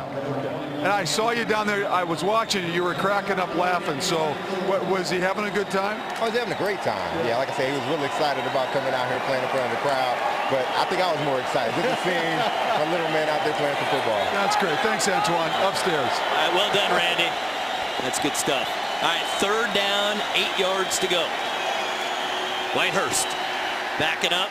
Doesn't get much on the throw, feeling pressure, and the Seahawks will be forced to punt. And by the way, just to tag Randy's story, in addition to Winfield's son out there at halftime, special teams coach Brian Murphy's son was out there. So they were all kind of trying to sneak out of the locker room. They had their wives down there with the cameras. And it's kind of, how neat is it that your son is out there playing football in the building you make a living in? Really cool. Very cool, and you can only sneak out in the preseason. Exactly. No sneaking in the regular season. Another big booming punt. Asher Allen. Good cut. Oh, nice move. Gets to the outside. And the punter with the tackle at the Vikings 43-yard line. 34 yards on the return for Asher Allen. Ari, the demonstrative move is what set him free. Watch the cut he makes. Really good blocking. Look at all the yard. Now, right there, that's the cut in behind 2 Seahawks players. Great job. He set up the block. That is such a good job by Asher Allen. Quickness, boom, there's the cut. Now get up the field, get whatever you can get. Real good job by Brian Murphy's guy. Did you notice, Ari, when he caught the football, there was nobody in front of him within 10 yards. He didn't have to make anybody miss immediately, and that's the sign of really good blocking. 1st and 10, Albert Young, the tailback. He has the football. And picks up a few yards on 1st down. We're getting a look now at Tavares Jackson. And there was, last time, we were getting ready for the opening game of the preseason. Didn't know if Brett Favre was going to come back. It was all about Tavares Jackson. How do you see his role now on this team with Brett Favre back? Is he solid, the #2 guy? Well, let's talk about the 4 quarterbacks here, because there's a little puzzle for Brad and the staff. Let's assume that Brett Favre and Joe Webb are both going to make the team. I don't think they can afford to expose Webb to waivers because somebody will pick them up. So if those 2 make the team, then in the middle, you've got the 2 veterans, TJ and Sage Rosenfels. Albert Young, McCoy, pretty good hit right at midfield. And if you make the assumption, and there's Sage obviously right there, and Sage has been around, 10th year out of Iowa State, very smart quarterback. I thought he played extremely well in that first preseason game against St. Louis. Threw for over 300 yards. But Ari, put yourself in the Vikings position right now. You can only keep 3 quarterbacks. 4 is safe. Webb is safe. TJ, in their minds, is the #2 guy. That leaves Sage as a valuable commodity. Can they move him? Can they get a draft pick for him? Trust me, I'm sure teams are talking to them because they're thinking the same way that we are. There's got to be an odd man out, and there's value to Sage Rosenfels in this National Football League. Catch is made, but this is going to be at least a yard shot. Well, you know, it goes back to a couple years ago with Tyler Thigpen, when they exposed him and he got picked up and they learned the lesson. That's why it seems that the Joe Webb thing is there's just no chance you're going to put yourself in the same position the way that they lost Tyler Thigpen. If you watch Joe Webb throw a football, you come away and you go, wow. He's just so raw right now. And you and I spent a night in the quarterback meeting room. And Joe Webb right now doesn't know what's upside down or what's right side up. But I'll tell you something. He's got a bunch of natural ability, and the Vikings would love to develop it. 30 yards on the kick, no return. Whitehurst in Seattle coming back out on the field for Seattle, and roster cut downs. 5 guys that are playing today for the Vikings will not be in uniform on Thursday night. There you see on Tuesday the roster will be cut down to 75, and then the big roster cut Saturday down to 53. And then a tumultuous 24 hours to see who clears waivers and who can get on the practice squad. Because the following day, Sunday, you can add 8 players to your practice squad, but all 32 teams are checking the waiver wire to see who they might want. Force it. And I believe that's Nate Triplett. Yes, it is. 58 with the tackle. Triplett's an interesting guy from the University of Minnesota. 5th round pick this year, 6'3", 247 pounds. I did the Minnesota bowl game last year. I had an opportunity to watch him practice. They had an active group of an active trio of linebackers. He's a big, strong guy. He was nicked up a little bit earlier in camp, and he's got to finish strong if he wants to make this team. That's the problem. That position's so deep and so good. You know, Ari, if they're going to keep, typically they like to keep 6 linebackers. But if I look at this linebacker group, when I look at the linebackers, I mean, the starters, EJ, Chad, and Ben Lieber are obviously safe. Aaron Henderson, Jasper Brinkley, and Heath Farwell, there's 6. But they're not going to let Anatola, one of the best special teams players around. That's 7. Yep. Tough decisions to be made for the Vikes. They've got a couple days to make them. 3 quarters complete. Vikings trail 13-10. Miller Lite, the official beer sponsor of the Minnesota Vikings. By Verizon, rule the air. And by Lowe's, let's build something together. That is a beautiful shot of downtown Minneapolis. We are set to begin the 4th quarter. Seahawks with a 3-point lead. What is this, Mall of America field, huh? How sure is. That look view right there. 3rd down. Whitehurst from the shotgun. And he completes it. Obamanu with the catch. Gain of 7 yards on the play. A couple years ago when the Vikings played the Seahawks, they were very high on Ben Obamanu. There he is. Good tall receiver out of Auburn. I wasn't as high on those 2. They had 2 kids that year, Obamanu and Aromashadu, who's done okay in Chicago, and then maybe I missed on both of them because I just thought they were kind of fairly average wide receivers coming out of college football. Force it. Good patience there, and he picks up a few yards. Let's stick with the wide receiver theme, Mike. Let's look at the wide receiver breakdown for the Vikings and some of the decisions that will have to be made in the coming days. Well, here's the key right here. Sidney Rice. They're probably going to have to start with him on the PUP, the physically unable to perform. If that's the case, he's not allowed to play the first 6 weeks of the season, and then you have up to 12 weeks to activate him. So that'll save you a roster spot if you put him on the PUP. And then, you know, Harvin and Burrion and Greg Lewis are safe, those 3 guys. Then you've got Camarillo, Javon Walker, Logan Payne all fighting for 1 or 2 more slots. So, Ari, the reality is typically they've kept 5. If you put Rice on the PUP, it saves you a roster spot. The uncertainty with Percy and the migraines, they might have to keep 6. They'd rather keep 5. If that's the case, again, take Rice out of the program, but Harvin, Burrion, Greg Lewis, Camarillo, and probably Logan Payne fighting Javon Walker for that final slot. So, Ari, we got a pretty good football game. Into the 4th quarter, 13-10 Seahawks. The Mini Vikings Kids Club presented by Lowe's. You'll get great Vikings merchandise and exclusive event access. Sign up now at Vikings.com/mini-Vikings. There's some kids having some fun. Some of those guys you can see are in uniform, the guys in blue. Play a little football. Ari, when I was in 8th grade, I played for a team called the Little Quakers in Philadelphia, an all-star team. And we played in the Houston Astrodome in 8th grade. And I'll never forget it to the day I die. That's how cool it is for those guys. Whitehurst is in some trouble, and he'll go down. Another sack for the Vikings. That second-team defensive line is going to dominate every second-team offensive line in the league. They're really good. Robinson, way too quick and explosive coming off the edge. They're showing blitz. Here comes Robinson right there. And again, force the quarterback up and into your buddies. Jamie Mitchell cleans up. The defensive tackles clean up. And Carl Dunbar coaches the defensive ends to get the quarterback off his mark. If you get him off his mark, then your other guys got a chance to clean up. Keep it on the ground. Force it. No place to go. And Sherrill's had him. He got tugged for a couple of yards. And let's talk a defensive line and Carl Dunbar's position group. You can probably keep 9 or 10. And I'm going to tell you right now, they've got 12 or 13 guys that can play. Who are the ones that ought to be a little, that have to play their way on? Tremaine Johnson, Mike Montgomery, who they got from Green Bay. Everson Griffin, the rookie's going to be here. He's a 4th-round pick. So some of those guys that you would say are, quote, at the bottom end of that are probably Tremaine Johnson, Mike Montgomery, and they're just so darn talented, it's unbelievable. Trying to set up the screen to Carlson, and Whitehurst saw that the defense sniffed it out, and Jamie Mitchell with the pressure. And Aaron Henderson, the linebacker, is the one that, as you said, sniffed it out. Like a guard dog. He's really come a long way. He had a little bit of a chip on his shoulder coming out of Maryland. Fred Puggich congratulating him. He didn't go in the draft like he expected to. And he came here with a little chip, and I love it because I think that chip on his shoulder has driven him to be a better football player.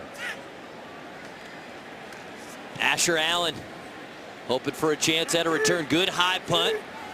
And Allen, he forced to get a fair catch at the 12-yard line. 45-yard punts. I think we're going to see Sage Rosenfels when we come back to Mall of America Field.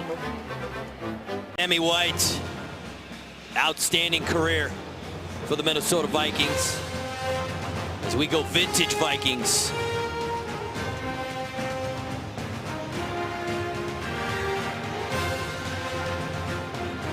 Boy, he could run. Rookie in 1976, made plays from the get-go. 1st and 10 for Minnesota. Sage Rosenfels is now the quarterback for the Vikings.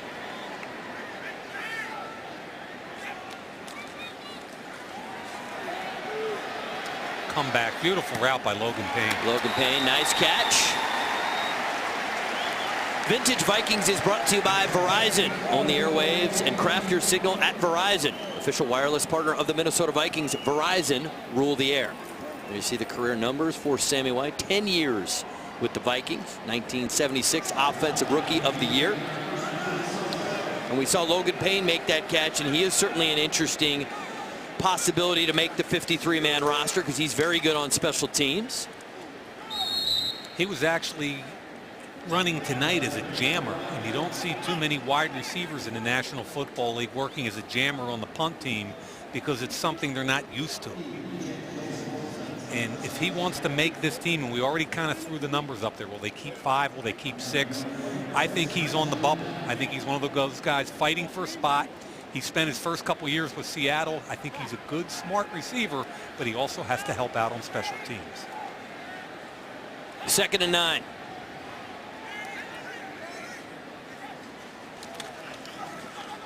Rosenfels gets it to Javon Walker, who makes the catch. Gain of 7 on the play. Picking on the rookie, Walter Thurmond out of Oregon, and that's where the veteran quarterback, Sage Rosenfels, is so good. He recognized the coverage right away. He went back shoulder effectively, using the big body of Walker against a rookie Thurmond. And that's why I say whether it's with the Vikings or with another team, Sage Rosenfels has value. You've been in this league for 10 years. Ari, we saw him in the quarterback meeting room.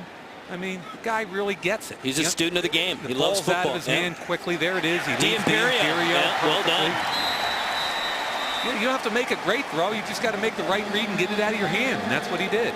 15 yards on the play for D'Imperio. The converted linebacker, played 4 years of linebacker at Rutgers. And now a fullback. Play action. They got Babineau, the safety, to bite.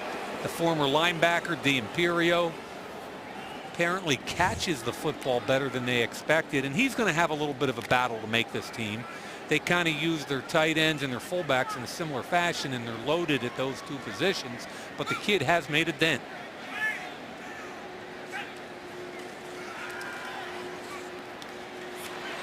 Freddie Brown with the catch.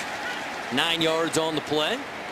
Brown played his college ball, Salt Lake City for Utah, 24 years of age. Ari, do you remember that game he had in the BCS Bowl game against Alabama? Alabama came in high and mighty, tiny little Utah. They can't play with them, right? Well, Utah came after Alabama. Brown had 8 or 9 catches. They kept throwing it up against some of the smaller but really talented Alabama defensive backs, and this kid kept making plays. That game was such a statement. I think it's really helped schools like Boise State and TCU be ranked high going into this college football season. Raynaud. Really good blocking. And Ari, how much do we like that kid? We love him. I mean, if it's up to us, he's on the team. It's done. Go ahead and lock it in. He's on the team. Coach Wolf says he's in. He's in. I got him on my roster. Now they collapse the left side. Look at the down block right there. That collapses it. He makes the defensive back miss badly. That's an excellent move out on the edge. He makes Kelly Jennings miss, and boy, do I just like his quickness and explosiveness.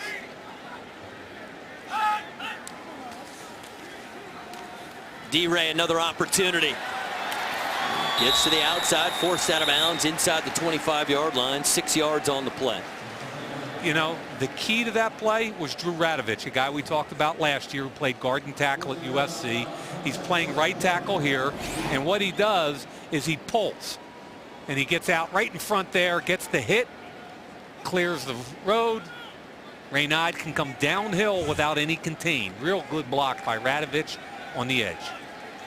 Whenever we've seen Sage in the game, whether it was against St. Louis or now, he's just led the team right down the field.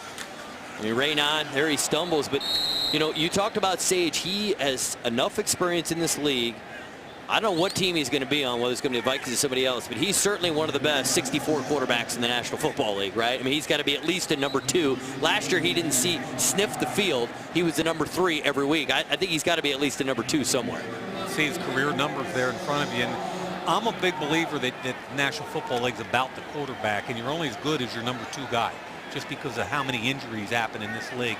So you better be comfortable with number 2, and if you're not, you better get somebody like Sage Rosenfels who will make you comfortable. Again, back shoulder. Intended target, Freddie Brown. There you see the career, 9 seasons with the Redskins, Dolphins, Texans, and of course now with the Vikings. Came to Minnesota, I think, not knowing that Favre was going to be here, and look at that, he doesn't take any sacks. Smart with the football. I was on the field with him before the game.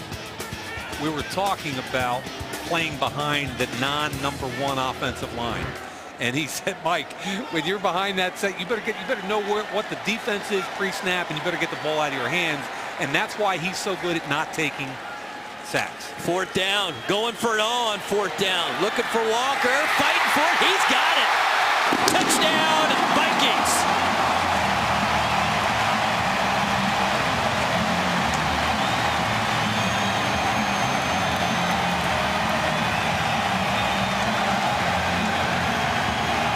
Javon Walker, welcome to the Vikings. Double move out on the edge. 4th down. There's the pump fake. It was a stutter go where he stutters his feet. Look at the move back inside over the defensive back, Josh Wilson. Man, is he pumped up.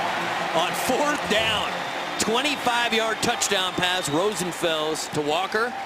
Extra point is good. Love the play call. And Javon Walker getting some love from his teammates. Well deserved, as the Vikings are now back in front of the Minnesota Vikings. Tune in Saturday for Vikings Weekly, hosted by Ann Carroll, and watch Paul Allen on Vikings Game Plan Sundays. Before the game, visit care11.com for times. There you see the touchdown. Javon Walker. Sage Rosenfels, how about this? 5 of 6, 71 yards and a touchdown. Nice 10-play drive. They go 87 yards and cap it off with the 25-yard touchdown pass. Golden Tate on the return. And Colt Anderson comes in to finish off the play. Just about 7 minutes left here in preseason game number 3. Javon Walker, for the time being, has put the Vikings in front. They're all pro guys right there, and right now they can relax, put the golf hats on, and enjoy. The guys on the field right now in the fourth quarter, I kind of identify with them a little bit because they're the guys scrambling for that last job. Let's check in with Randy, who's with Adrian Peterson. Randy? All right, thanks, Ari. Adrian did the first offensive group in that first half. Did you get into some rhythm? I mean, did you get a feel for what you wanted to accomplish here tonight? Yeah, we was able to come out and get into a pretty good groove. So we'll be able to look back at the tape and really learn a lot from it. Tell me a little bit about Favre and just him being back in that offense, getting a chance for you guys to once again kind of play together and get a feel for each other again. Just give us something to build off from last year. Having them back out here, in our home stadium, and with the guys, is getting out and get some work done. It was our first time, this preseason going, the first half, so we was able to get some good looks. Offensive line, obviously, with John sitting out again tonight, still trying to make some adjustments. How do you think those guys played in front of you tonight? I feel like the offensive line did pretty good. Like you say, with Sullivan being out, some guys stepped in and they stepped up. Like I said, we're going to be able to look at this tape and really learn a lot from it. Very good. Thanks, Adrian. Back upstairs. Thanks, Randy. Whitehurst going up the sideline looking for Golden Tate. Makes the catch and stays in bounds. That's really a good throw-in catch. Marcus Sherrell's the rookie corner out of Minnesota, was a one-on-one with the second-round draft pick. Bottom of the screen. Sherrell's against Golden Tate. Look at him drop it in right over Sherrell's shoulder pad. Good route because it gave him enough room to make the throw, but that by Whitehurst is a big-time throw, and coverage wasn't bad. Yeah, he dropped it in there beautifully. Going back to the air. Whitehurst wants some more. Tate's got a step, but too much on the throw this time. And he kind of had a step, as you said, against Sherrell's. They went back to the same guy on the go route again against Marcus Sherrell's, the rookie from the University of Minnesota. And Ari, what I was starting to say a minute ago is I kind of identify with Marcus Sherrell's and Colt Anderson and these guys that weren't necessarily draft picks whose whole future lies in that man's hands. And every head coach in the league that I know hates that last cutdown day. And it's painful when you have to take a kid into your office who's just given you everything he could possibly give him and tell him he's not quite good enough. It's so hard. Whitehurst moving to his left. And that ball sails over the head of Dion Butler. Well, Mike, one of the things I appreciate about you is that you really like those kinds of guys. I remember last year with Colt Anderson, how you really took a shine to him. And you usually find guys who maybe don't have the most talent, but find a way to try to make the football team. You got to find a way to make a play. And in limited number of snaps, both in practice and the game. Now, here's play action. And number 97, Everson Griffin, gets lost. And because of that, they're able to get outside contained. 3rd and 10.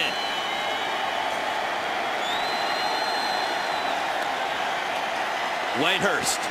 And that is picked off. Sherrell's up the sideline. Needs a block. Gets a block. Oh! Whitehurst with the tackle. 34 yards on the return. You talk about Marcus. Queued him up. Gets the pick.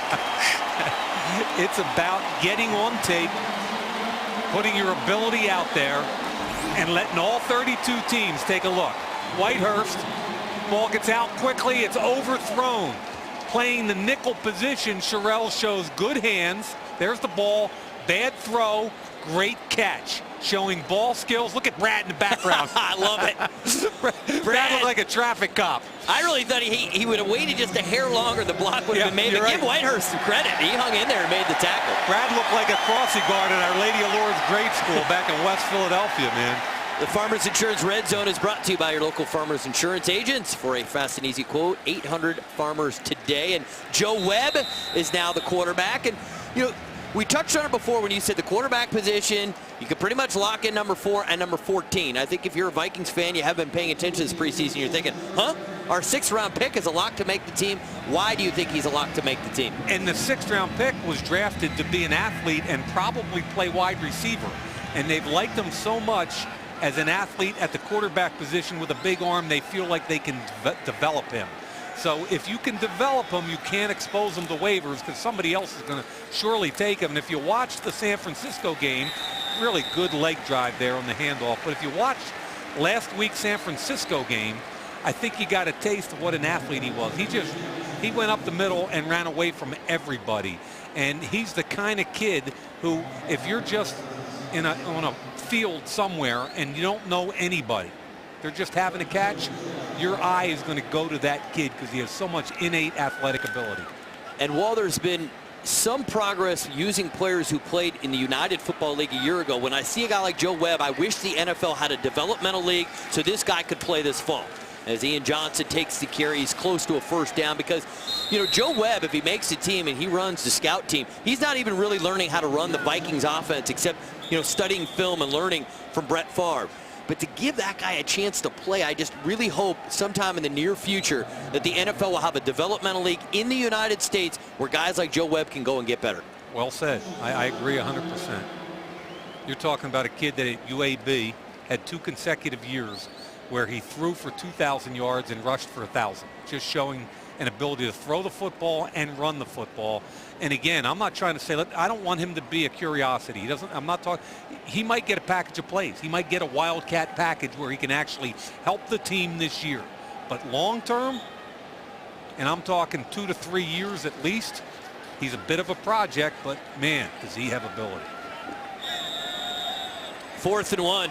Vikings have been aggressive all night going for it on 4th down. Last drive, they had a 4th and 4 in Sage Rosenfels. Found Javon Walker for a 25-yard touchdown. This time just 4th and 1. You got a one-on-one there if you want to go for it. Nope. D'Imperio grinding those legs, and he got inside the 10. And it'll be 1st and goal. How about D'Imperio getting a couple touches tonight, huh? It's nice. Now, do you think he's a guy who maybe he's got practice squad written all over him? I think they like him. And he is the kind of kid where, let's face it, he was a 4-year linebacker at Rutgers. He's a tough kid. And what's happening because of the proliferation of the spread offense in college football, you're not finding many blocking fullbacks. So they're having to look elsewhere, and the linebacker position where several teams are looking now. Ian Johnson, just 1 yard on the play. 3 minutes, 40 seconds and counting in the 4th quarter. Vikings trying to add to their 17-13 lead. Keep in mind, it is a short week for the Vikings. Their 4th and final preseason game this Thursday right here at Mall of America Field. Kickoff at 7 o'clock against the Denver Broncos. We'll get a chance to see Tim Tebow. I imagine we'll probably get significant reps in the final preseason game. Got a chance to get to know him a little bit during the draft season last year, and he's an interesting kid, man. Webb. He's going to say, see you later, and then what am I going to do now?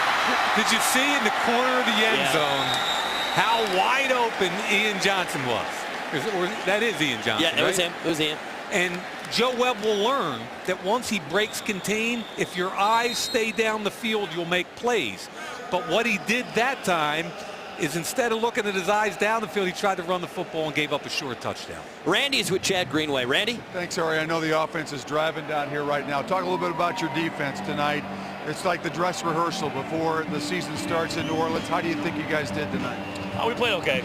You know, it's still a preseason. We weren't perfect. You know, this is the closest it's going to be in the preseason to a true dress rehearsal, like you said. So, gave up a few passes we shouldn't have, but other than that, it was a solid night against the run. And, you know, we gave up 3 points, so not bad. I know that EJ has been out there already, and you've had a chance to play with him, but isn't it just amazing that the guy is out there in this preseason and likely will play, will start against New Orleans? Yeah, I mean, he's looked unbelievable. You know, really from day one, he's looked great, and everything he's done has been like, I feel fine, you know, ready to go. So, you know, really from step one, he's been there and ready to go, and I think he just kind of built on that. He looked great last weekend against San Fran, and again tonight.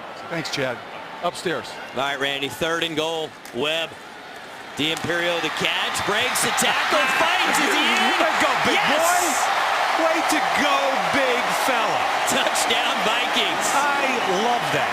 That's a memory. Rookie to rookie. It's a nice memory. moment. Yep. It's a great moment, Ari. Good call. Let's just sit back and soak this in.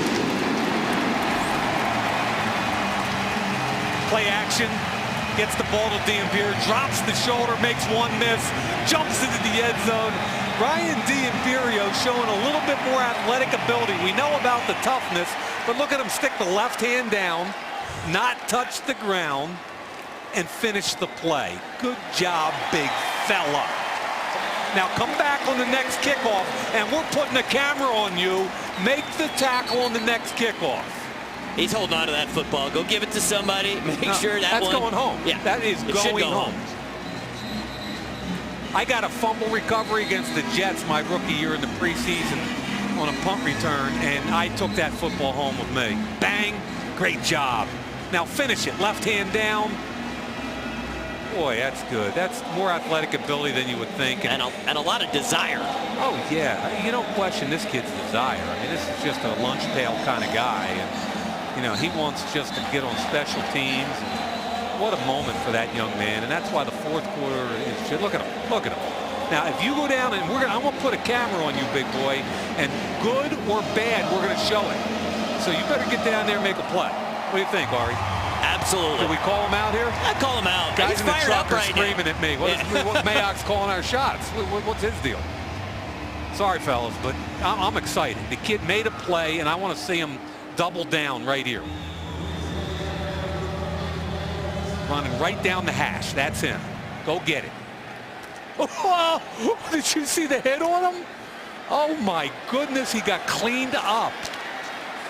And he got in. Did you see that? Yes. Oh, my goodness. They said, hey, you scored the touchdown, but we're over you. Watch D'Ampiero get lit up and still get up and get to the. Somebody got after him. Watch him. Right. You made a touchdown, but he gets up and he finishes. I love the kid. He got lit up. He got blown up. He still got back into it. And he still got involved in the tackle. Let's check in with Randy. Hey, what do you think of that second effort? Great effort by that kid, huh? Tough working guy, you know, just going after the, extra yards after the hit. Good score. Reminds you of a young Jim Kleinsasser? Oh, I don't know. You know, I might have been chopped there. I don't know. Might have been the 1 yard line for me. Tell me a little bit about this offense here tonight. How you thought you guys played in the first half? Well, we started off a little sketchy. But we kind of pulled together. We moved the ball well. Just a few drives there we just didn't finish, and we need to get back to doing that. You feel like a good dress rehearsal for New Orleans? You feel like you're on track to where you want to be? Yeah, I feel good. We still got some work to do. That's for sure. But I think we feel good, and I think we can show everything up in time. Very good. Thanks, Jimmy. As always. Okay, upstairs. Thanks, Randy. 2nd and 10 for the Seahawks. Whitehurst has shown an ability to throw a nice ball down the field. Oh, there's no questioning his arm strength. This time he keeps it short. Gain of 5 on the play. I believe that's Ravel Martin, and it is 6th-year man out of Saginaw Valley State. And there's D'Ampiero, your guy right there. They're the Baltimore Ravens. Look at now you got the head coach talking to you. How good's that? Head coach didn't even know your name until recently, and now look at this. Now they're buddies, touching elbows. How good's that? It's a good moment for Ryan, that's for sure. 3rd and 5.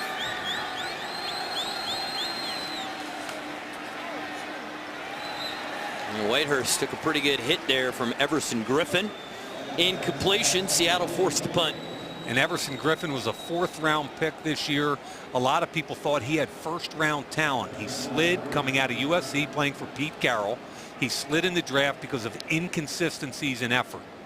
The Vikings really believe with Carl Dunbar that won't happen here. They're going to go for it on 4th down, 4th and 5.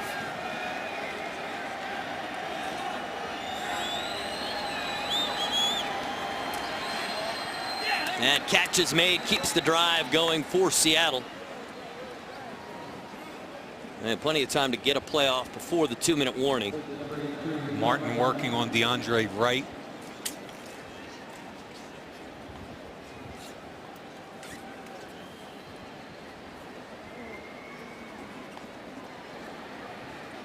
And another completion. No, check that. Martin dropped it. Ryan D'Imperio has won the Mike Mayock Award for tonight. He got Mike the most excited. There he is getting jacked after the touchdown. Dude, I seen it as soon as you caught the ball. The whole thing said, yeah. I said, man, get ready to score. I tried to switch hands, man. Don't switch him, just run. Because when I saw it, I'm looking at the jumbotron. I said, oh, he right there. Oh, he right there. The truth, you just went from an 89 speed on Madden to when that update come out. Oh, yeah. 78. Love it.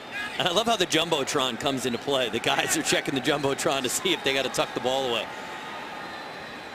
Butler with the catch. DeAndre Wright with the tackle. I would suggest just running fast. And again, love this kid. Makes the break. He's clean. Makes the kicker miss right there. There's the switch of the ball, like you just said to Ian Johnson. That's the kind of special teams play you need to win in this league. That kick started the offense in the first half. 3rd and 5. Force it. And try to push the pile. He's pretty close to a first down. He's right at midfield. I think he's about 1.5 feet shy of a first down. Appears that Seattle will go for it on 4th down. And why not? The return trip for Pete Carroll to the Dome, where he coached here from 1985 to 1989. As the coordinator of defensive backs is Whitehurst. Picks up the first down for Seattle.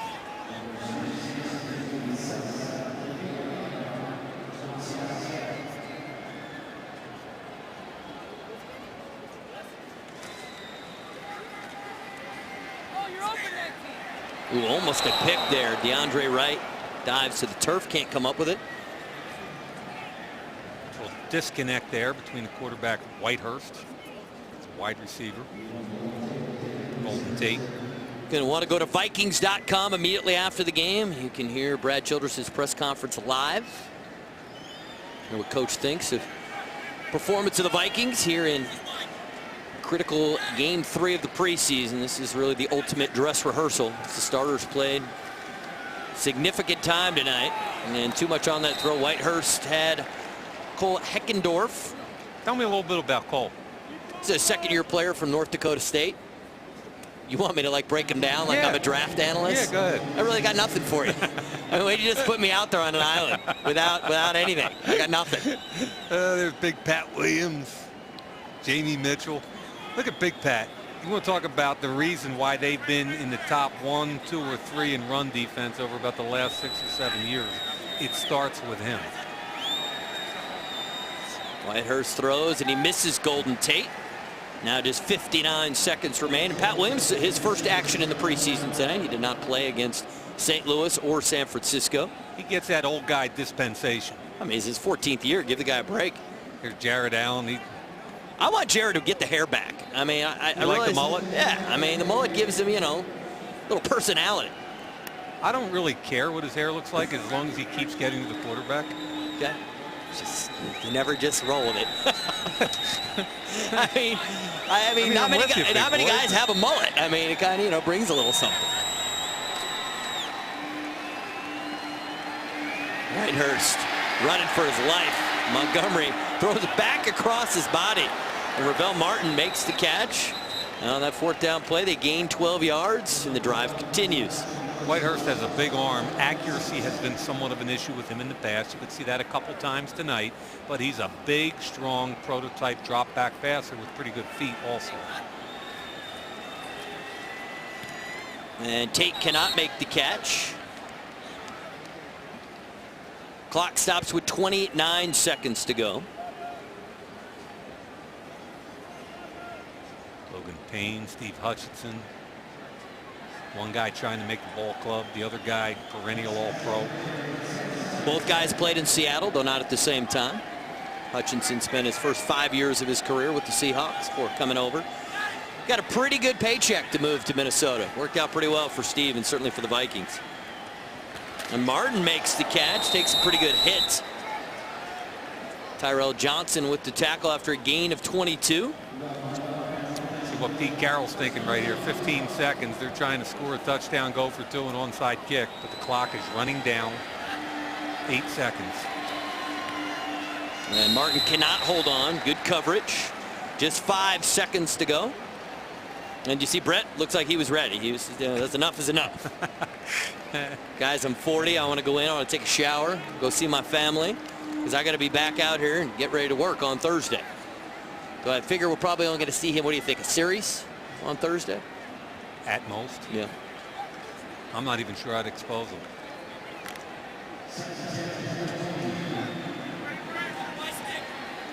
I might not show 28. I might not show 4. I might not show 12. I might not show 76. I might show the whole front 4. Whitehurst going to the end zone. Butler with the catch. No. Well, he caught it, but he was out of bounds. And that's your ball game. All right, Mike. Vikings win 24-13. Give me an overall grade for the Vikings in preseason game 3. A little sloppy early. Didn't like the inefficiencies in the red zone. Thought they got kick-started by Reynolds. Kickoff return and grew into playing pretty well. I'll give them a B overall. Defense played well. Ryan D'Imperio, your favorite guy tonight. Mark Wilf gets my Ari Wolf Award tonight for his shot at Mike Mayock. That must be a very short statue. Thank you for watching Minnesota Vikings preseason football. Make sure and tune in Thursday night at 7 as the Vikings wrap up their preseason by hosting the Denver Broncos. That game can be found right here on KARE 11. Stick around as the local news is up next. For my partner Mike Mayock, Randy Shaver, and Ann Carroll down on the sidelines, and all the men and women that help put on this broadcast, I'm Ari Wolf signing off for the Vikings Entertainment Network. Enjoy your weekend. Take care, everybody.